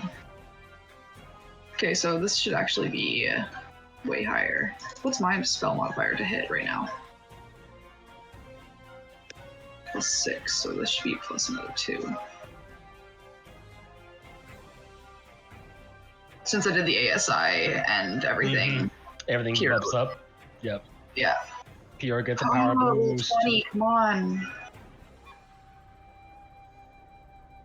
Maybe try a different browser. What browser are you using? I'm using Chrome. Oh, that's why you guys use Firefox. Okay. Well, this should be plus another 2. Oh, hey, that doesn't matter. You crit. Damn. So it's going to be 10. 10 fire damage against that guy. As Pierrot just comes in like a wrecking ball and starts fire everywhere. God damn it. And Fenix is just going to take a step over here and just end my turn there while I update Pierrot's sheet finally. Yeah. With Roll20, I always just roll Firefox. It just runs better on Firefox for some reason. Because I use Chrome for most of my things. I don't even have Firefox installed on my fucking computer. How do you play a Fire character not have Firefox? That's so what?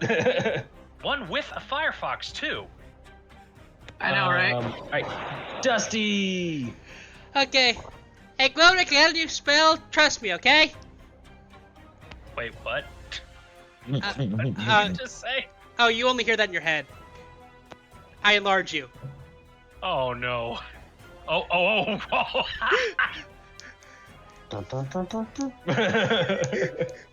Oh my gosh. You deal an extra d4 damage, but now you can reach both targets. Your reach does increase, yeah. How much more damage do I do? 1d4 with Okay. every Okay. swing. Awesome.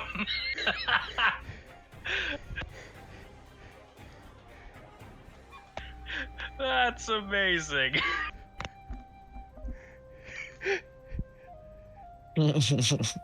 Yeah. And I will use my bonus action. I will roll on my table real quick. Yep. Got a 2. Let me just see what that is.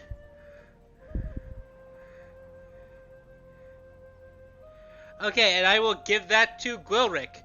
So if he hits, they'll take 2d6 extra damage plus 2d6 plus 4 damage. There you go. Yeah. So an extra 2d6 plus a d4 plus 4? No. 2d6 plus 4, because it's 2 rolls of my Bardic Inspiration die plus my Charisma modifier. But I'm allowed to give the abilities of the Tales Told to anyone that I can see. Yeah, but you also made me larger, so now I'm just, I'm totaling it up. So I have to roll extra 2d6 plus a d4 plus 4. Well, the way it's worded, I have to roll the damage for the Tales Told spell. You just have to worry about the d4. Okay. Yeah. I'll have Gork roll the damage. Just add it all together at once. I don't want two different people Gotcha. rolling damage, please. Oh boy. Gotcha. Yeah, so 2d6 plus 4. This guy is going to go for a bite on Bellicus. Oh yeah. Then he's gonna take a sentinel. Okay. And Make the hit. I mean, that hits, yep. And then he's going to do 2 claw attacks against you, Caius. 16 hit? no, And 19. that's No. because the 19 does. Yeah, 3 piercing. All right. Rolled minimum damage. And Outstanding. can I actually make those the last attack, that sentinel, necrotic damage this time? Oh, sure. Yeah. It's fine. Okay. No extra damage from that. Ah, okay. So it doesn't matter. Well, you've been doing fire this time. This whole time. Yeah, I did fire, so I wanted to try necrotic and see if it had any more of an effect. No, Wait a necrotic second. does not. You skipped me. All right. How did I skip? Oh no, No, it didn't. It was the Reggie. No, he was retaliating against the I'm Reggie. sorry. Yeah. Yep. I thought. No. We didn't skip you. Now it is your turn, Mr. Big Boy. Wait, did he hit Bellicus or? No, he did not. 14 misses him, right? Yeah. Yes. Yeah. So his AC's like 15 or something like that, or 16. 16, I think, because it's 14, I think, plus your proficiency bonus. It is 14 plus my proficiency. Damn. All right. I play an Echo Knight Artificer multi-class in another campaign. So it is sounds- 16. That sounds awesome. That sounds like so many buffs. Yeah, he's an armorer. It's great. Oh god. All right, Gluick.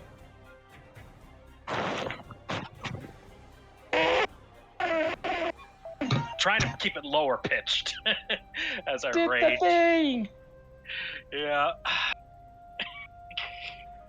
So yeah, I'm large and I'm raging. Let's see. I think Kai says that guy well in hand, and now I have a 15-foot reach. So Well, it's still 10 feet from you. You're just bigger, so your starting point can be on either side of your token.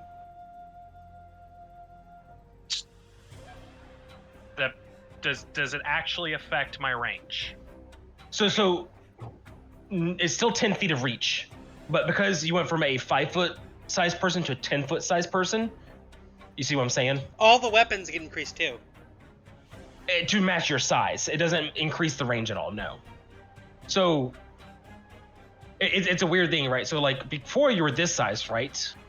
And so your range is 10 feet, so it's only from I understand that I understand where the points are. I thought that my reach No. itself was increased. Okay. Your reach physically, mechanically does not increase, but through loopholes it does increase I think it's because pretty good. you can start from 81 of your 4 squares you're touching.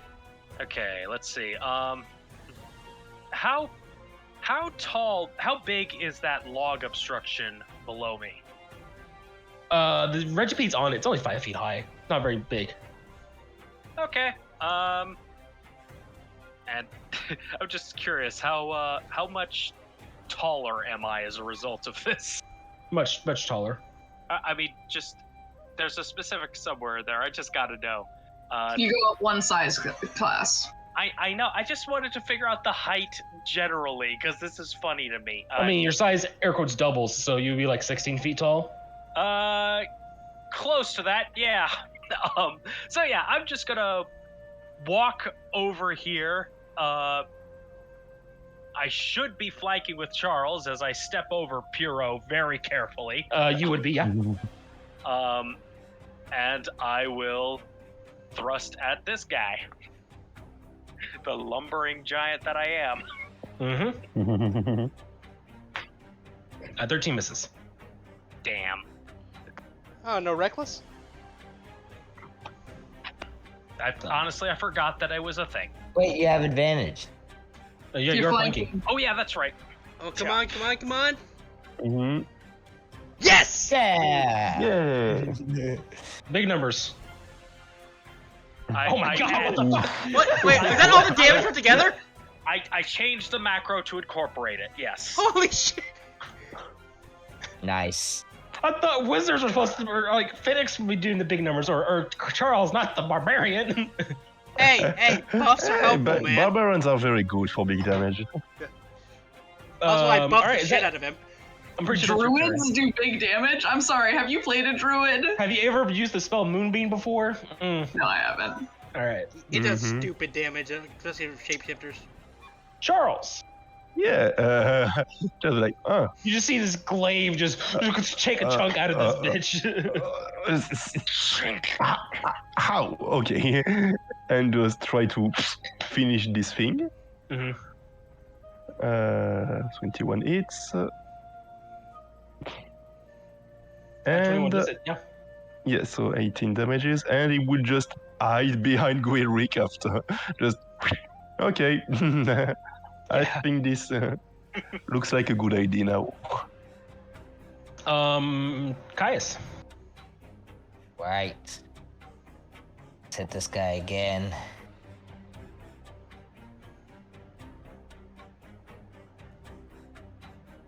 That's a miss. 14. Last incarnation.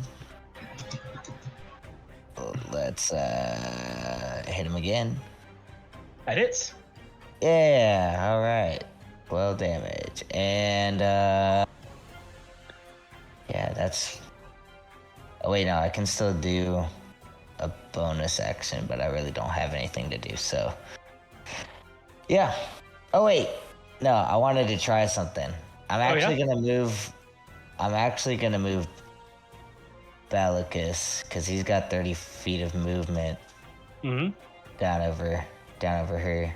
Yeah, I mean, the Regipede's going to take an attack of opportunity, of course. And I shall sentinel that attack of opportunity. That you will, yeah. Speaking of It attacks hits, of it kills. opportunity, Nagolmo is now harassing this thing that I hit. What'd you say? Oh, I was just remembered that the ancestral thing is happening with. Yeah, I don't think it's going to matter. Hey, just making sure, because it's rare for me to hit something and it survive. Let's put it that way. Right. Well, it's the Regipede's turn, and there's only one target next to him, and that is Bellicus. So Okay, he has disadvantage on that attack. He does. Technically Bellicus and Puro, but... Oh, Puro's next. 9, then we're going to claw Puro, and then we're going to claw Bellicus. Oh, that hits Bellicus. Okay, Bellicus dies. Oh no. He puffs away. He's like, oh no, not Bellicus. All right, Yeah, Fenix. Nagolmo, he shows up, to harass the thing, but knowing what's behind him, he doesn't really get in the way of the attack. He's just like, that's a figment, who cares?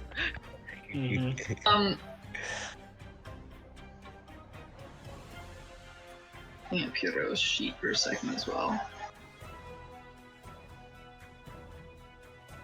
Fenix is going to instruct as a bonus action for Puro to attack, and he will use his action thing's looking pretty dead, so I'm just going to...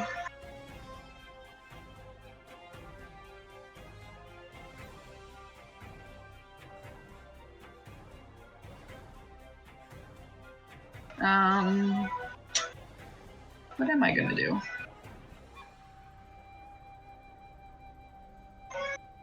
I'm going to... Yeah, I'll produce flame on it.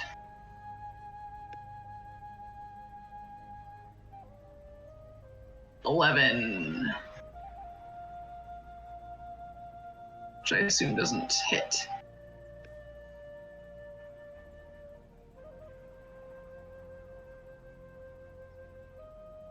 Nope, does not hit Yeah. at all. Okay.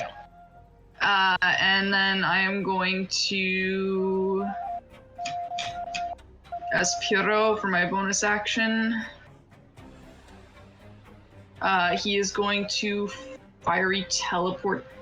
No, he's not, because Gwilrick would be in that unless I teleported with Gwilrick, which I could do.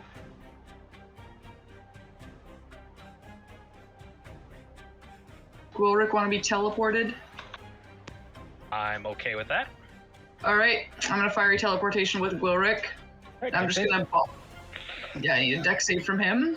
And I'm just gonna bop over here and put Gwilrick between it and the exit kind of thing. I just like to imagine that Piero ran up and just put a paw on Grolrick's giant toe. He succeeds and it's save or suck, I believe. So that is going to be no damage for me for my turn. Hooray. That's gonna end my turn. Yeah. Dusty. Okay. Okay, everything's dying, everything's good. Goodrick's still big. Good, good, good. I will just shoot stuff.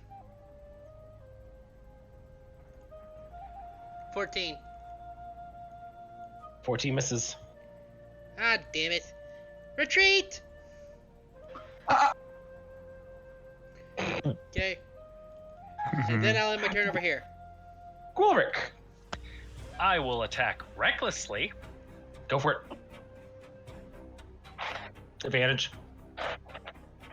Does a 15 hit? Yeah, 15 hits. Yeah. Okay, good. Oh, it's one off. And it's dead. Hey, Dusty, how long does this last? Until I turn, well, an hour until I turn it off. No, it's a minute. Oh, sorry, a minute. A minute! Now, there's a big difference between an hour and a minute. I mixed up spells, okay? Oh god, can you imagine middle of the battle, Dusty's like, oh, cast a healing spell, don't worry, and suddenly you shrink down.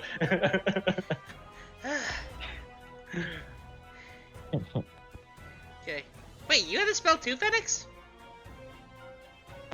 I don't think Fenix does, but my Artificer Fighter multi-class guy does, and I've used it very well. It is a I druid spell. do in fact have Enlarge Reduce as Yeah. a druid, and I was prepared. Hmm. I've been waiting to use it on Gwilrick too. I Fenix have was to say, this is different. It'll be fine. Do you need to go? I'm not complaining, it's just, you all seemed small enough before as is. I mean, it can shrink you too if you want to experience being tiny. That sounds interesting, but later. Okay. For now, do you think we're done?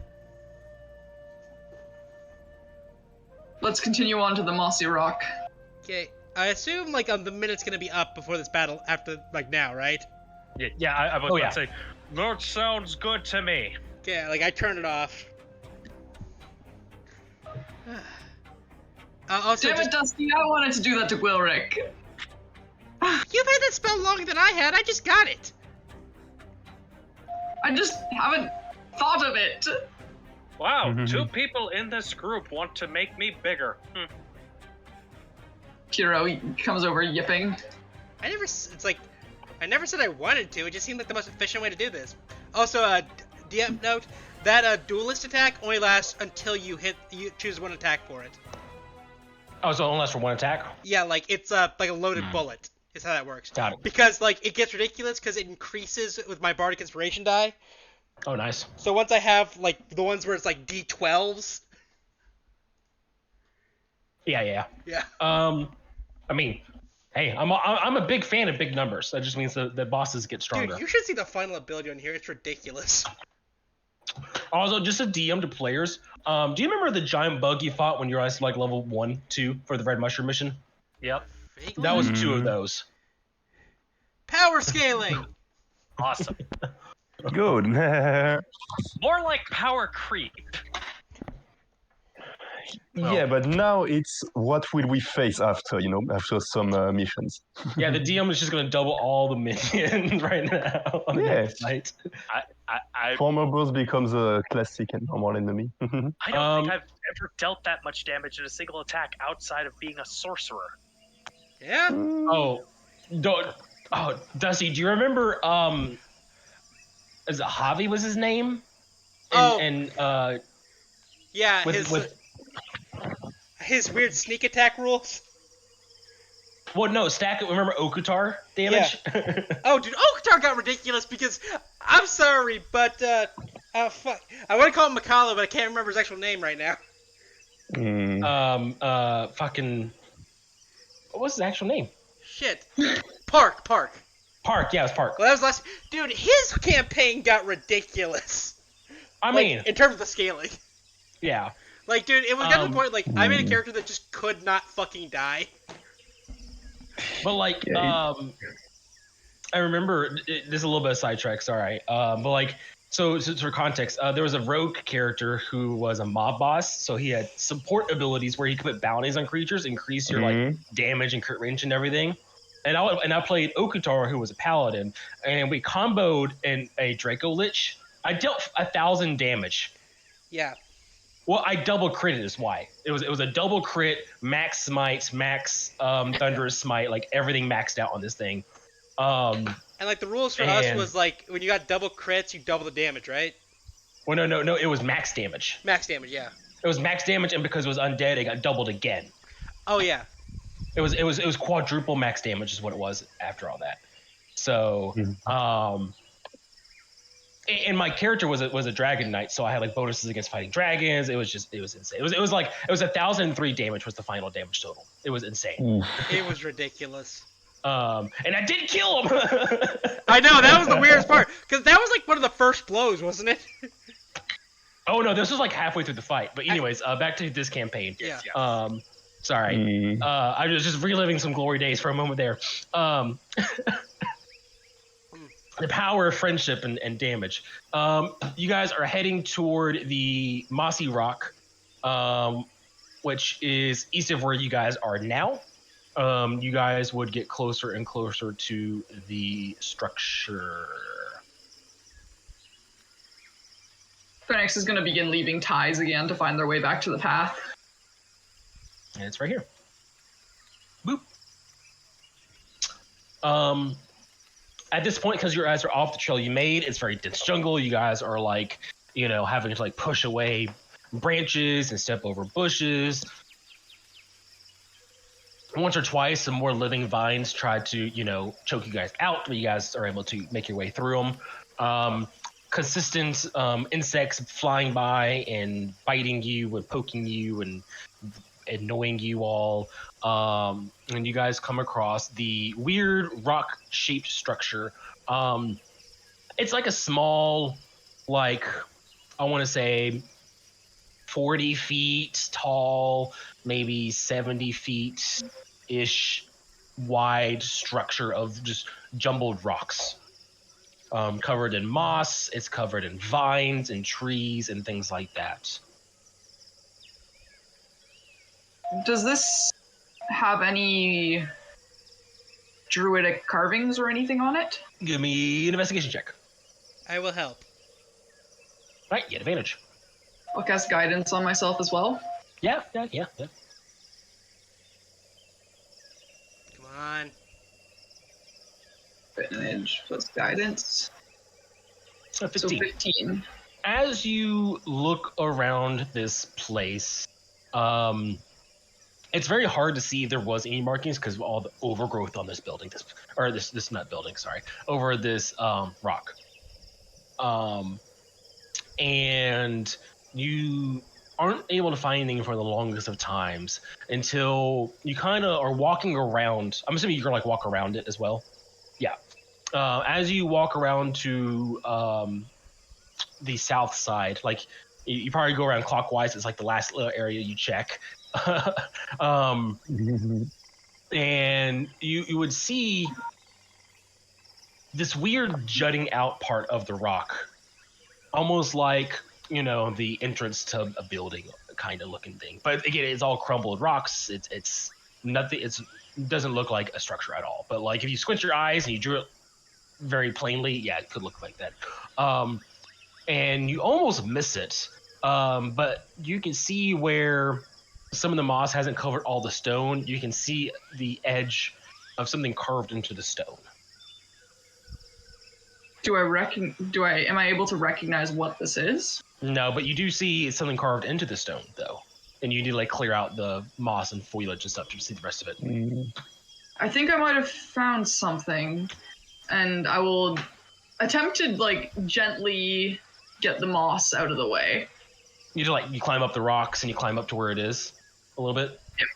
Yeah. So you climb up there and you clear away the moss. I'm assuming like burning away a little bit or taking a knife and carving it all off, something like that. And you reveal more and more carving into the stone. And it's about a foot wide message. And all it says is the Lunar Tribe. The Lunar Tribe. Lunar is in the moon? I take it this carving's in Druidic. Yeah. Yeah, lunar as in, yeah, lunar. Yeah.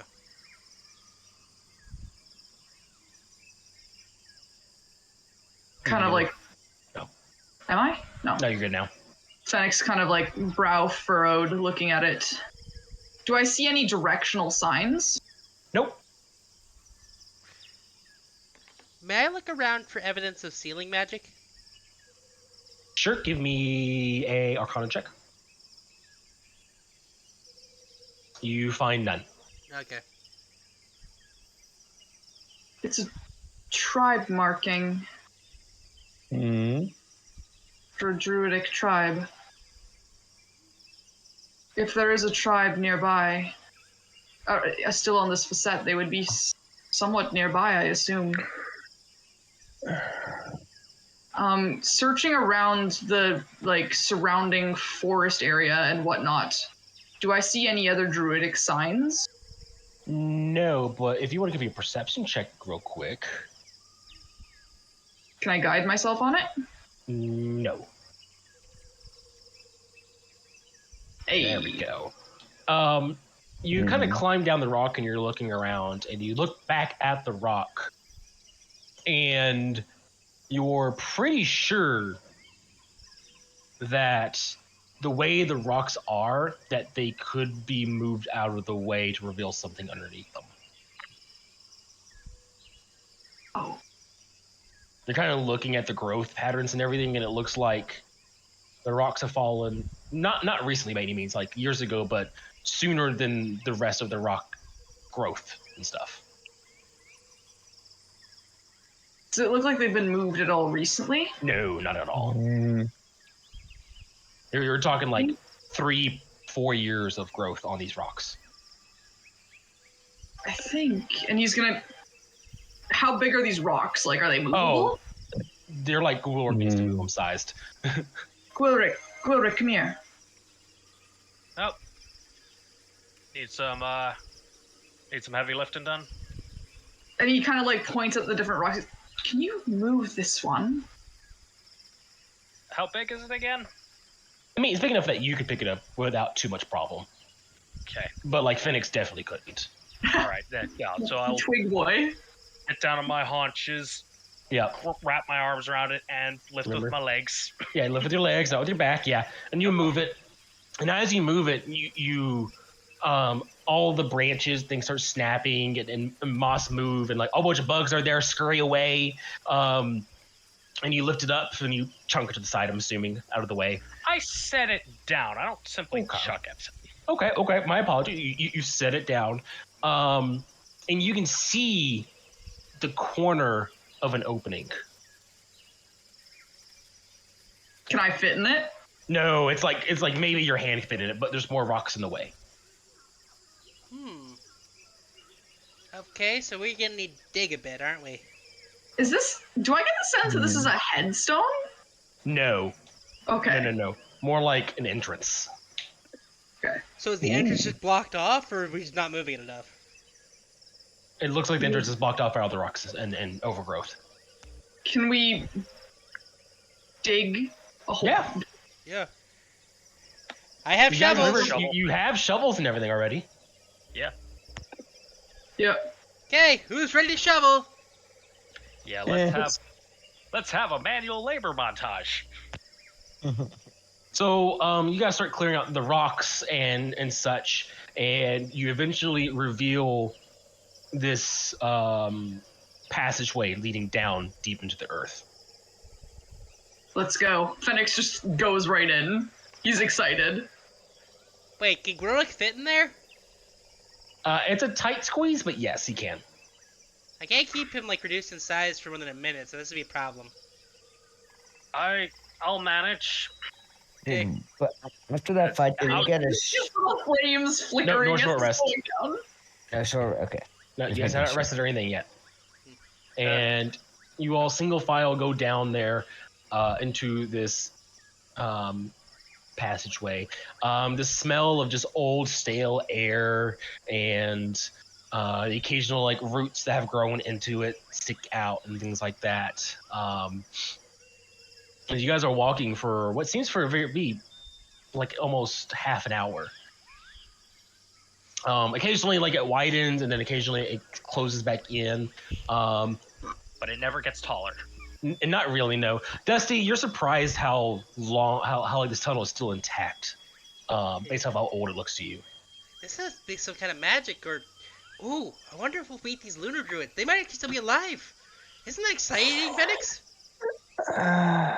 He turns back and he does look excited at that prospect, but he's like, I don't want to get my hopes up, but maybe they could help. Well, that'd be the ideal scenario. Or they might really hate us for destroying the forest and unleashing an ancient evil.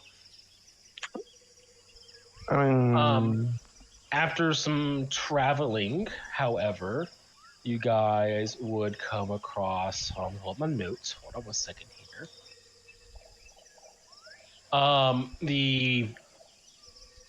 The narrow passageway widens up into this large, emptiest chamber. Excuse me. And parts of the chamber looks like they've been collapsed in on. Part of them look like they're still perfectly normal standing walls and such.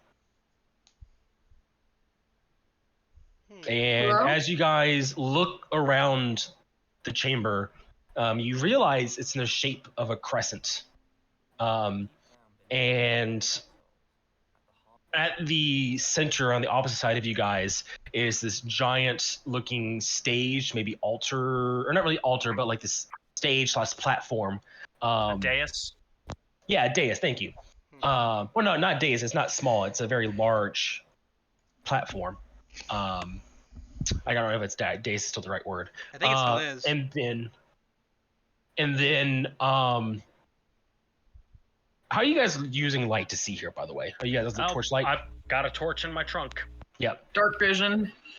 And as you guys, move your torches around to look, you can see on the ground are bones. Oh boy.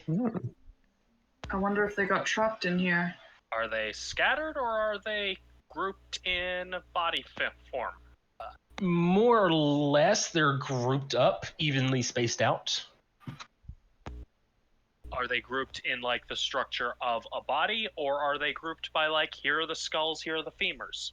No, like each pile is one body. So they might be graves? Well, they're on the surface, Like, or not underground, I should say. So, like, are they like uniform, or does it look like they dropped that way? It looks. Give me a medicine check, Dusty. Okay. Can I assist? Oh, Yeah, you can check too if you wish. I would like to check too. Give me a medicine check. Ooh, not as good. So as you like look at the bones, Fenix, you're like, okay, they're pretty sure they died here most likely, and Dusty, looking at the structure of the bones and such, they were in a bowing position when they died. These guys were bowing when they died. But are they all like bowing towards the dais? They are. How long ago did they die? Oh, they are bones, just bones. Are there any Dried markings of the lunar tribe on them? On the bones, no. Or like is there any clothing that survived at all? No, nothing. It's like I said, it's just bones. Nothing has survived. Guys, I have a bad speculation. Speculations are often incorrect. What is it? Well, you know how the story said Arthur Pentacost sealed the thing away with the help of an ancient tribe? You think there was a sacrifice? That's what this looks like. DM, I want to try something. Yeah, go for it. Can I look around for any? Oh, hold on, let Eric go first. Yeah, I'm going to go over to one of the bodies, set my glaive down, and pull out my prayer wheel and start spinning it, and set my hand on the skeleton, and just start and say in common, "You who died here, if you can hear me, can you tell me what happened here?" There would be no response at all. Just the idle dripping of water fills the chamber. If it wasn't sacrifice, it might have ripped out their actual souls. Either that, or their spirits aren't inclined to talk to strangers. Well, They could be. And so yeah, what else are you guys doing? Fenix is gonna look around the room and see if there's anything at all, like anything in the room. So toward the center, I guess center of the crescent, like what everyone is bowing toward, on the stage would be a couple of things. The first would be a it would be a dais that's empty. There's nothing on top of it, but it looks like something important. And then behind it, on the crescent wall, are 10 panels depicting something. You said there's something on the dais? No, it looks like something is supposed to go on the dais, but nothing is there currently. Okay. I would like to look at the panels on the walls. Yeah. So you bring up your torchlights and you go up to it. I'm assuming you're going left to right. Whatever seems natural. Yeah, left to right. So you go to the first panel, and you can see engraved into it shows a monster made of vines, but not the whole panel is there. Parts of it are broken off, so you don't get the full picture, but it looks like a monster made of vines. The second panel shows dozens of people kneeling around what looks to be an egg. The third panel is the top half of it is shattered and broken, so you're going to see the bottom half, which shows the egg hatching and something coming out of the egg. The fourth panel shows a man with no face battling against the giant vine monster. You can see he is using fire to fight off the vines as if the vine heads themselves were Hydra heads. The fifth panel is completely destroyed. It's just ruins and rocks. There's nothing there. The sixth panel shows the vine creature is inside of a box, and standing over the box is the faceless man. And there are words written at the bottom of the panel that only you can decipher, Fenix, because they are written in Druidic. And the words say, "Until a spark ignites change in humanity, forever you shall slumber." Until a spark ignites change in humanity, forever you shall slumber.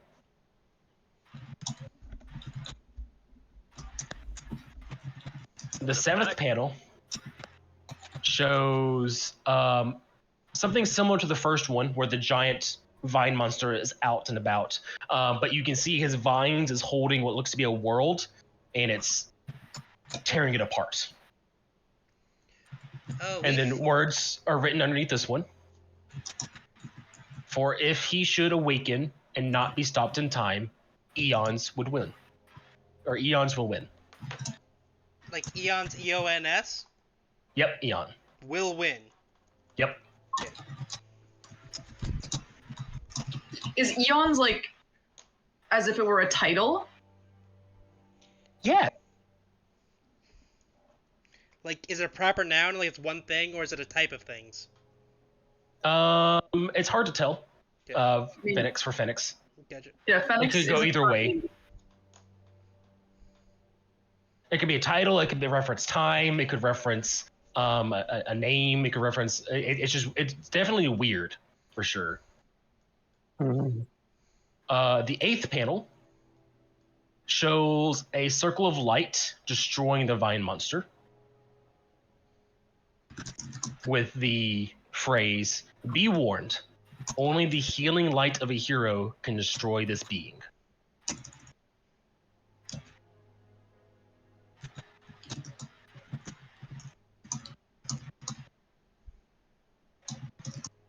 The 9th panel just shows words on it because the rest of the image is destroyed. And at the bottom, you can read, "Time is on the side of the hero, for the friend of magic placed a curse of time upon it."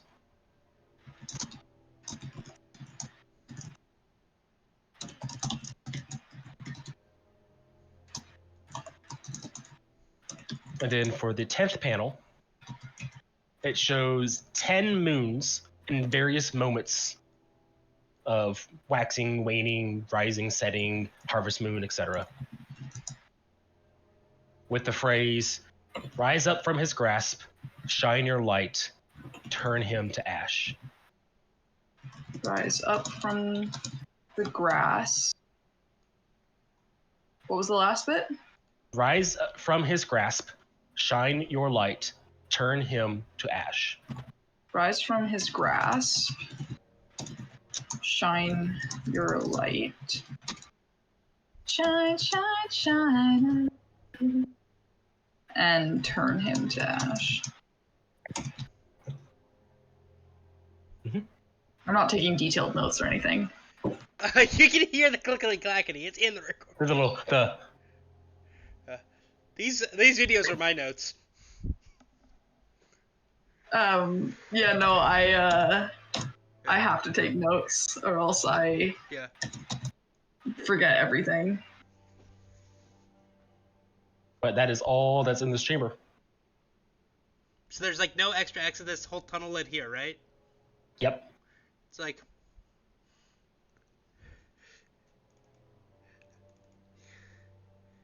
Okay.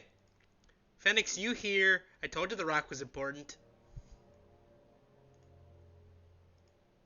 Just gives you a quick, like, just a not looking, like, middle finger, and he's reading this, like, what looks like gibberish to the rest of you. Yeah. Mm. Yep. Even though the words are gibberish, I'm seeing the symbology and I'm getting the gist of it. Of the pictographs. Yep. It's a prophecy.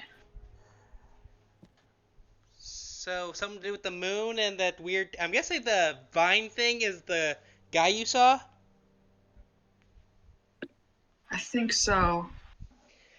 Does it seem to depict kind of like what I saw? Yeah. Oh yeah. Okay. Yeah. I The beady eyes, the wiggling form. Mhm. Granted, what you saw in this is, in terms of scale, is different. What you saw was just a little bit of a wiggling humanoid form. This is a gigantic monster. This is something powerful, huge.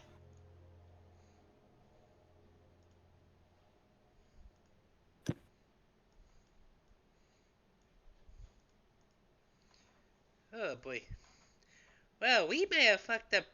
Are you explaining the mural to us that you can read or not? He's currently just trying to decipher it to the best of his ability. Time is on the side of the hero. Can I determine the 10 moons? I was gonna ask, Caius, are you putting a blanket on? Yeah. Are you? Where do you live that you're cold? I'm in a blanket. Turned all the way up. Oh my It is god. hot outside. It is like Yeah. ridiculously hot.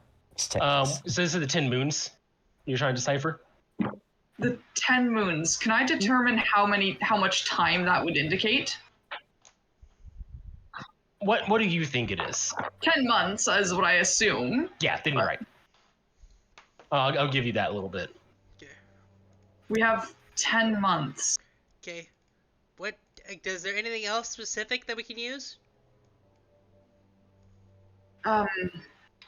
Sorry, I can read it. And he'll gesture to the the first panel. He's like, that's definitely the creature. And then the next one is the people kneeling around an egg. And he's like, I don't know anything about this egg. Obviously we can't see what hatched from it. Question to the DM, would the mending spell technically fix this? No, it Okay. wouldn't. It's too big. Okay. These are Obviously, very large panels. We're talking like, even to work, they look big. These are like 10 feet wide, 10 feet tall, big, giant panels. Hey, did anyone here play Rise of the Kingdom? Yeah, you're talking about the panels like The beginning. The beginning. Like that's the whole Yeah. image I was getting from these. Yeah, that's the vibe you should be getting from it. Yeah. I don't know who the man with no face is, but I have a suspicion it's Arthur Pentacost. Probably. Battling the monster with fire, but I don't know if Arthur Pentacost used fire. He used a lot of stuff.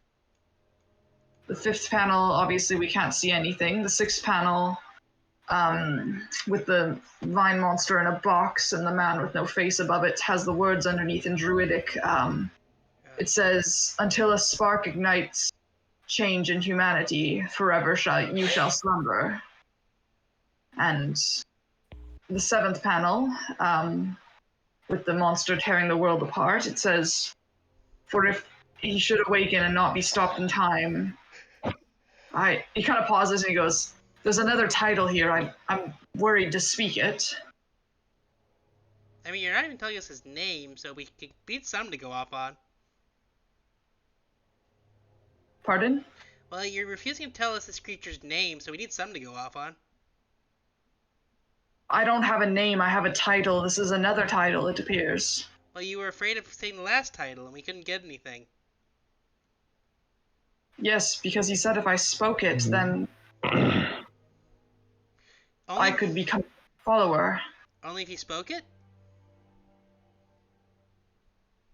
That's what he said. Hmm. Anyways, it says, if not stopped in time, he will win.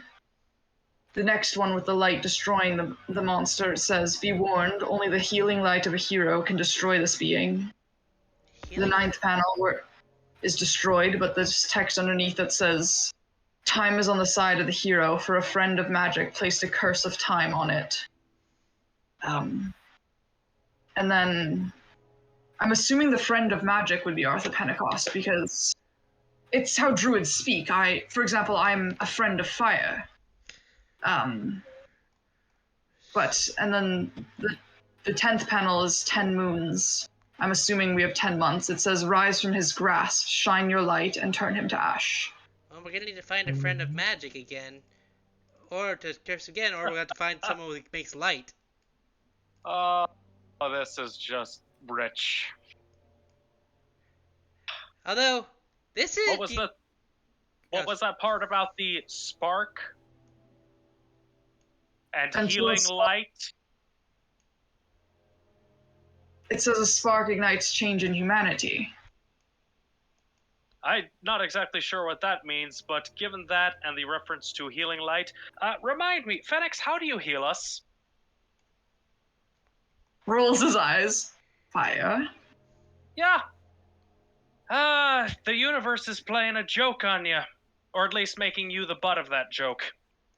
Question. This is not about me. Fenix, did you always look like this? What? Did you always look like this? Like, with the fire and everything?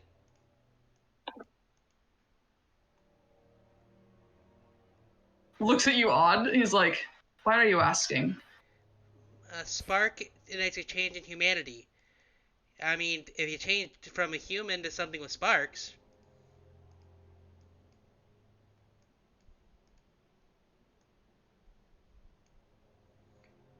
Is Fenix just being eerily quiet? Yeah, he is. I cast Detect Thoughts on Fenix. What's the save? DC 14 Wisdom save. You might actually make it. Yep. I think you only have to make the save if you're going for deeper thoughts, I think. Oh yeah, I'm just going for surface thoughts, aren't I? Yeah. Yeah. Surface thoughts, panic. Surface thoughts is just like, this can't be about me. No, this can't be about me. This makes no sense. This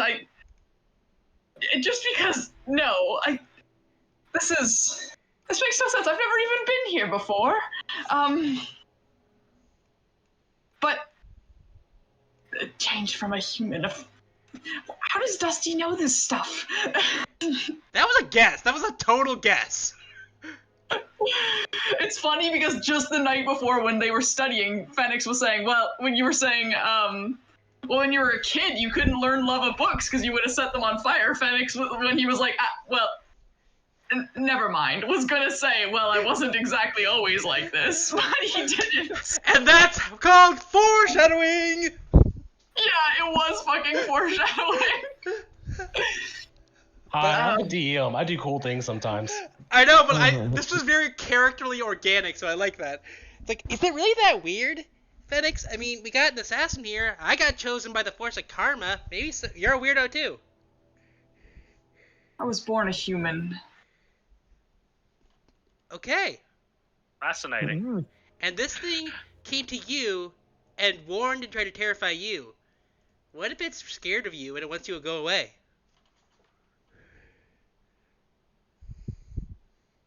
It didn't outright, it wasn't hostile to me. You can't be hostile when you're scared. You shouldn't, well, you can be. How do I phrase this? You don't want to agitate something you're scared of. I mean, here's another factor to consider. Fenix is the only one who who knows the language of the druids among us. This thing appeared to be involved with druids in some way or another. I mean, you said yourself, Fenix, it spoke in an ancient form of druidic. So perhaps it just recognized that Fenix was a druid. Introduced myself as a druid. You know, we still have that... What were the other two locations you found out about, Charles? The castle and what else? An old castle and what looks like an old lighthouse from probably before the shattering. Well, I feel like we have evidence to bring to Nathan at least with all this. I mean, we can't bring it, but we can at least point them to these ruins. Yeah, and like Seriously scrawling the can I take engravings onto his notebook. Can I take some like charcoal and paper and like do some rubbings? These are very large for rubbings, but you can sketch them for sure. I'll sketch them then. Yeah, you two work together to etch everything down. Yeah, it's very eerie in here, in the cavern.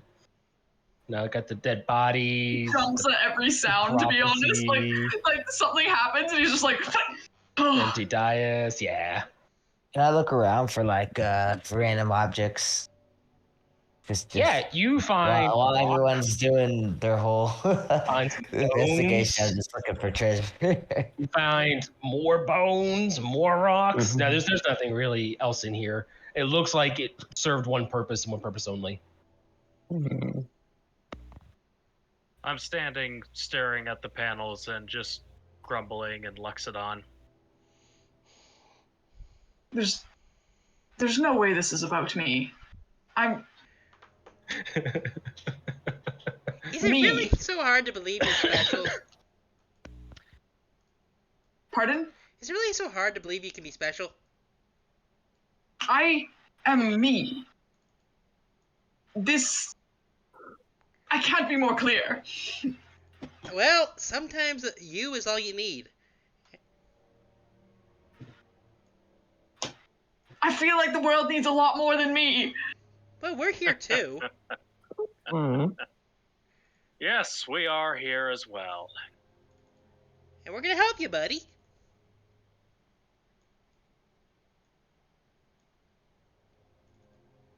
Just hands. I'm so sorry.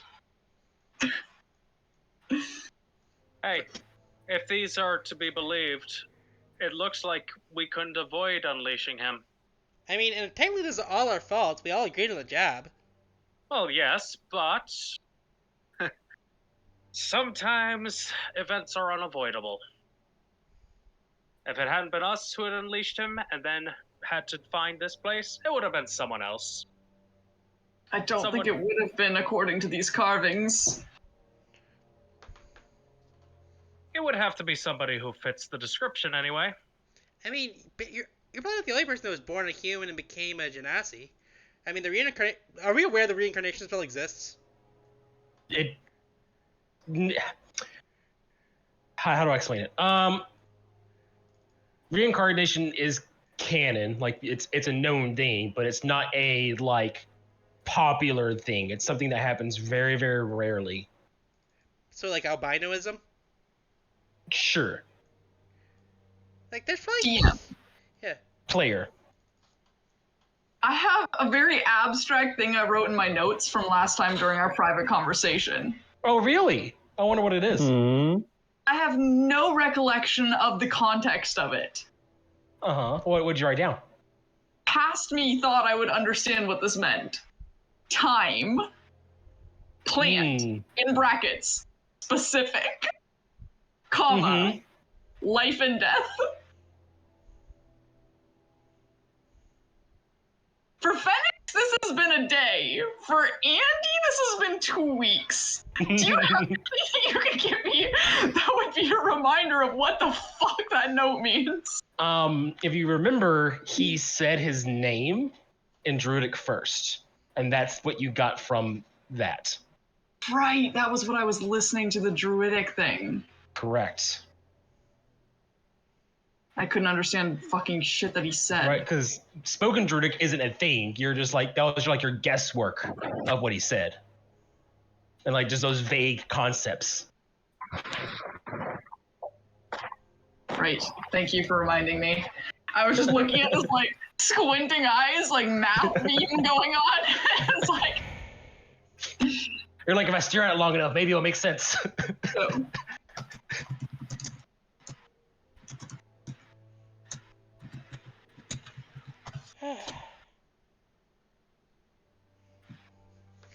You guys are so much fun. Dude, I have loved how the story shook out this session. Like, this was a perfect, like, self-contained story so far. I'm not gonna lie, I was like, oh no, they're not gonna go to the ruins. Why aren't they going to the ruins? They literally said they were going to the ruins last session. Look, be thankful. And he came back here. Be thankful Dusty's addicted to ruins. Gosh, I mean, why do you think I made it a ruin? Yes. I just like, I remember the earlier part of the session where Andy went out. It's a moss-covered rock. Yeah, literally earlier. So. I wish you would have said that in character. That would have been so hilarious. That would have been funny. Yeah, so Fenix is having a crisis mentally, I think. Yep. Here, 404, Fenix has stopped working. Yep.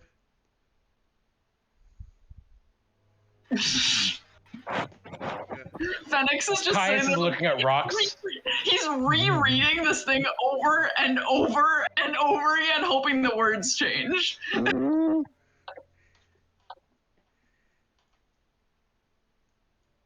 Should we do something, Gwilrick? We did what we were supposed to.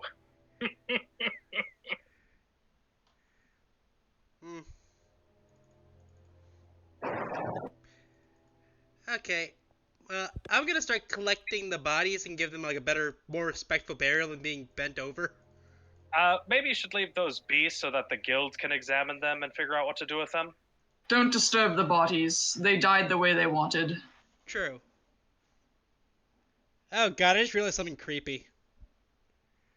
If you flip the map 50 like rotate it 9 to the left 90 degrees, it looks like a person bowing.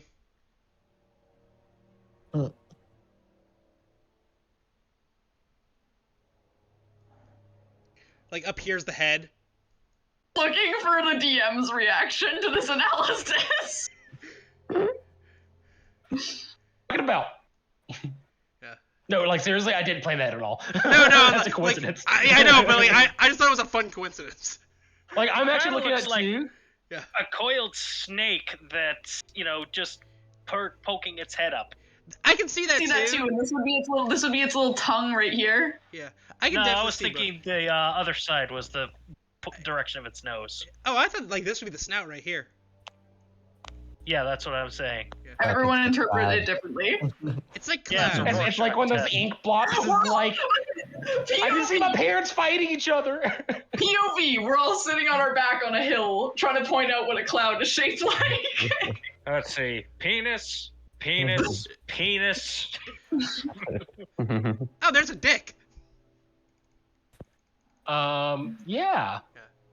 I guess you guys are done with your scribbles and everything at this point. Yep.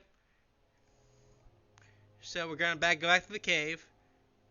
Now you're gonna leave, go through the tight corridor again with Gwilrick, Hmm. and I guess you're heading back to the Convergence. Well, do we want to check out the other areas, or do you think we have enough info for today? This is big. This is big. This is enough to convince Nathan that at least the guild should take a look. I think. Yes. Okay, before we go back to Nathan, can we stop by Gerald's first? He would want to see this, and he might know something. No, No, think no. get this to the guild more than your unempathetic friend, Dusty. Okay, fair enough. Yes. And I don't think we should go to this like ruin and the other thing now. I don't think they are necessarily related, and this like it's better if we go straight to the guild and try to find more information from what we found here. I just wish there was someone, a druid from the clan, or some of the druids still around. There's no evidence of them at all. How can a clan just completely disappear? They probably didn't disappear. I'm more than willing to bet that they were the bodies in there. They were those skeletons. Clans are not always that small, though. A dozen or so bodies in there. Maybe they relocated somewhere. Maybe. I'll see what I can find on the clan. I can do some research on them and ask various druid tribes. I imagine the guild is going to take a few days at least to take a look into this to verify. Certainly might be a good time to unwind while we can. We're on borrowed time, Gwilrick. I know, 10 moons. But still. There's only so much we can do. Well, let's get back to the guild for now, and we'll determine that after we get some support from them. Indeed. Alright. Hopefully they can get some of the Blue House researchers on this, too. I'm sure they'll be all over it. Also, if they want to keep it a secret, we can talk to them in code or something, or I can just talk to them.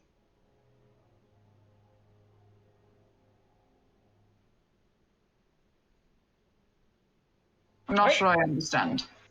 Well, Yep. back to the Convergence, you guys all go.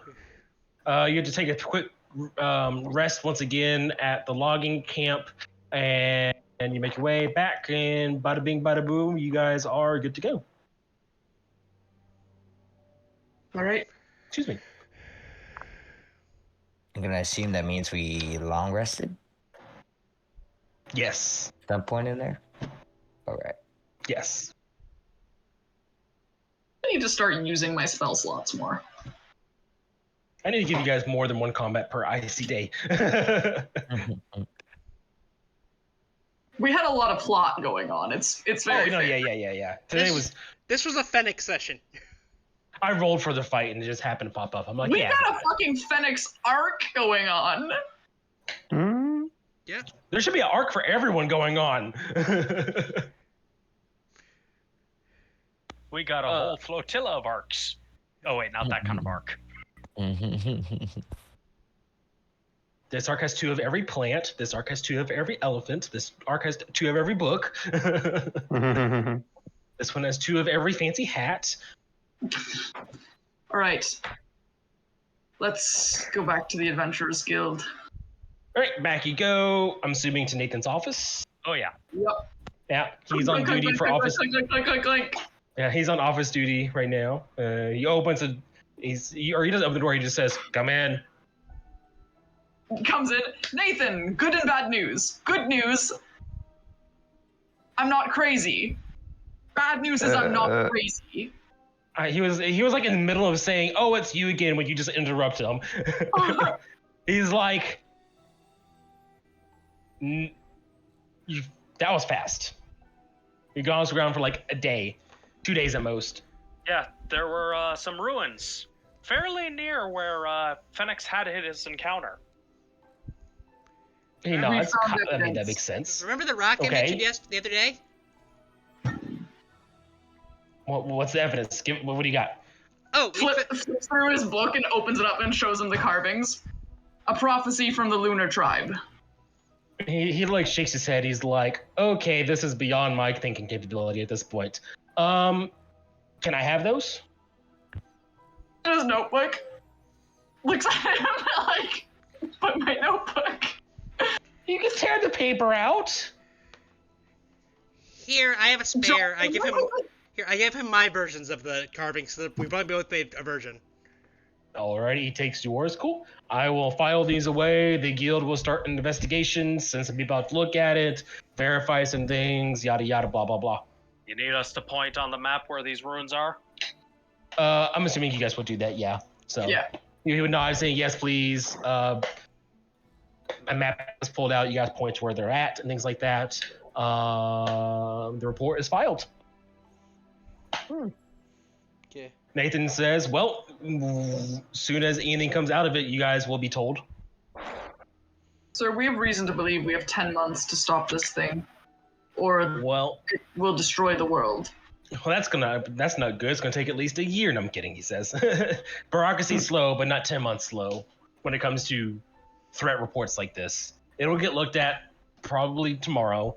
People go out, and then progress will happen as it happens." It's the best we can hope for, Alright. Fenix. Yes. If you guys want to do your own investigation, help out however you can, go for it. You're adventurous. This is what you do. Okay. I get the feeling that no matter what we do, we're gonna encounter more information or signs, or maybe a prophecy about how a great evil one will be snuffed out by a giant hat. Nathan Aw. shrugs. He's like, "Prophecies come and go all the time." And yeah, I remember one of Pentacost's greatest friends was a seer. There are thousands of prophecies out there.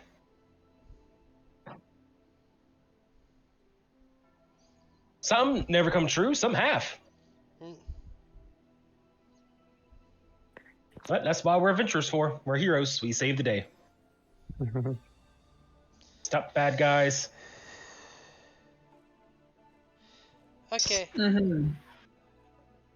I liked it better when it was little things, rifts, stuff like that we were worried about. He's like, and we still are. If you looked at the board lately, there's another one that got put up. Speaking of, are we steel rank now? No, you're bronze rank. I put a hand on Fenix's shoulder and just say, "Well, another job is all well and good, but I think we need a bit of a break while we wait on whatever comes of this. So, hey, Fenix, you want to go get a drink?" A drink? A drink? Shouldn't we do research? Oh, you need to take it easy sometimes. Let's go to that tavern we were at the other day. Have some wine, just relax a bit, as much as we can. There's no point in stressing over this. We've done as much as we can. Okay. Yeah, you need a break. Fenix, can I borrow your notebook for a tiny bit then? All right. Okay. I'll hand him my notebook. It contains a lot of plant shit. Okay. Just flipping through it, it's just plants after plants after plants after plants after like a couple like different fancy. A question: Is the glory potion in there as well? There is notes about his alchemy that he's been taking. How nosy is Dusty? I'm only using it for the stuff I need right now. I'm just taking Okay. half of this is me taking it so I can have the notes on the stuff I gave Nathan, and the other half is you need to calm down, so I'm taking away your addiction.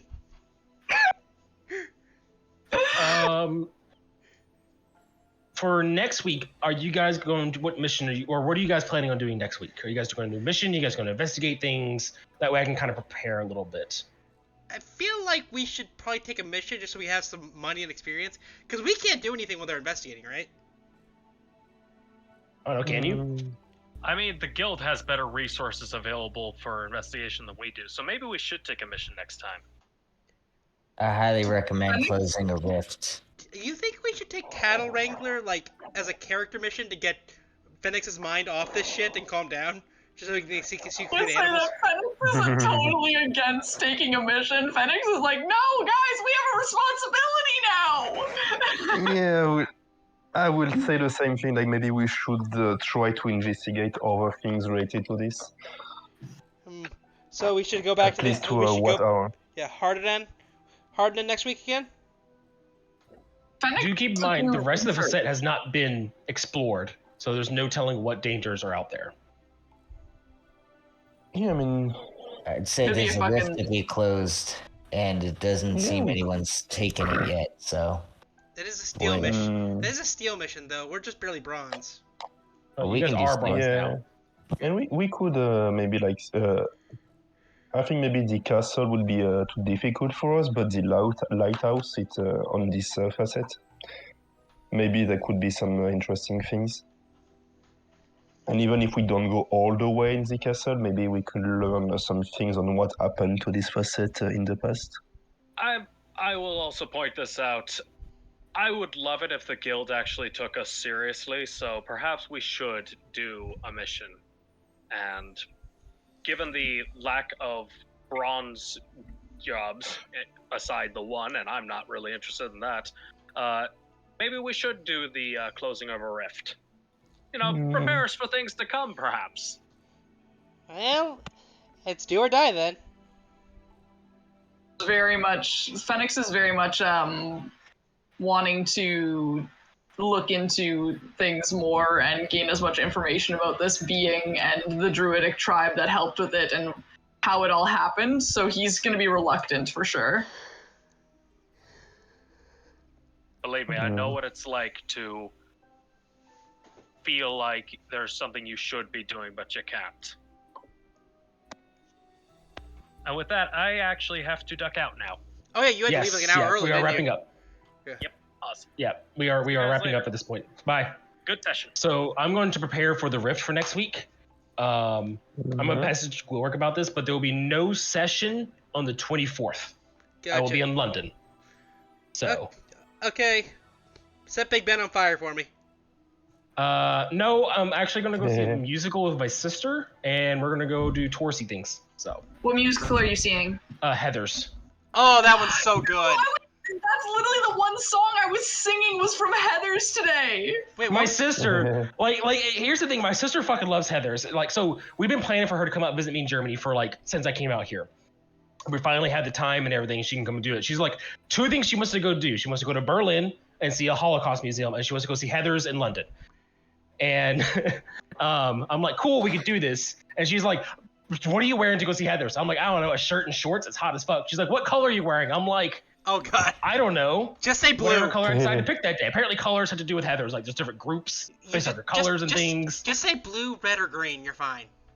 Which Heather are you dressing up like, basically? Which She told me to wear blue shirts. Yes, wear So- blue. Wear blue so you can be like the main character. Oh, you're back, Eric. Oh, he's gone. Okay. I don't think he meant to join. Okay, actually, I'm gonna end the recording there recording. before we start going to Yeah. heaven.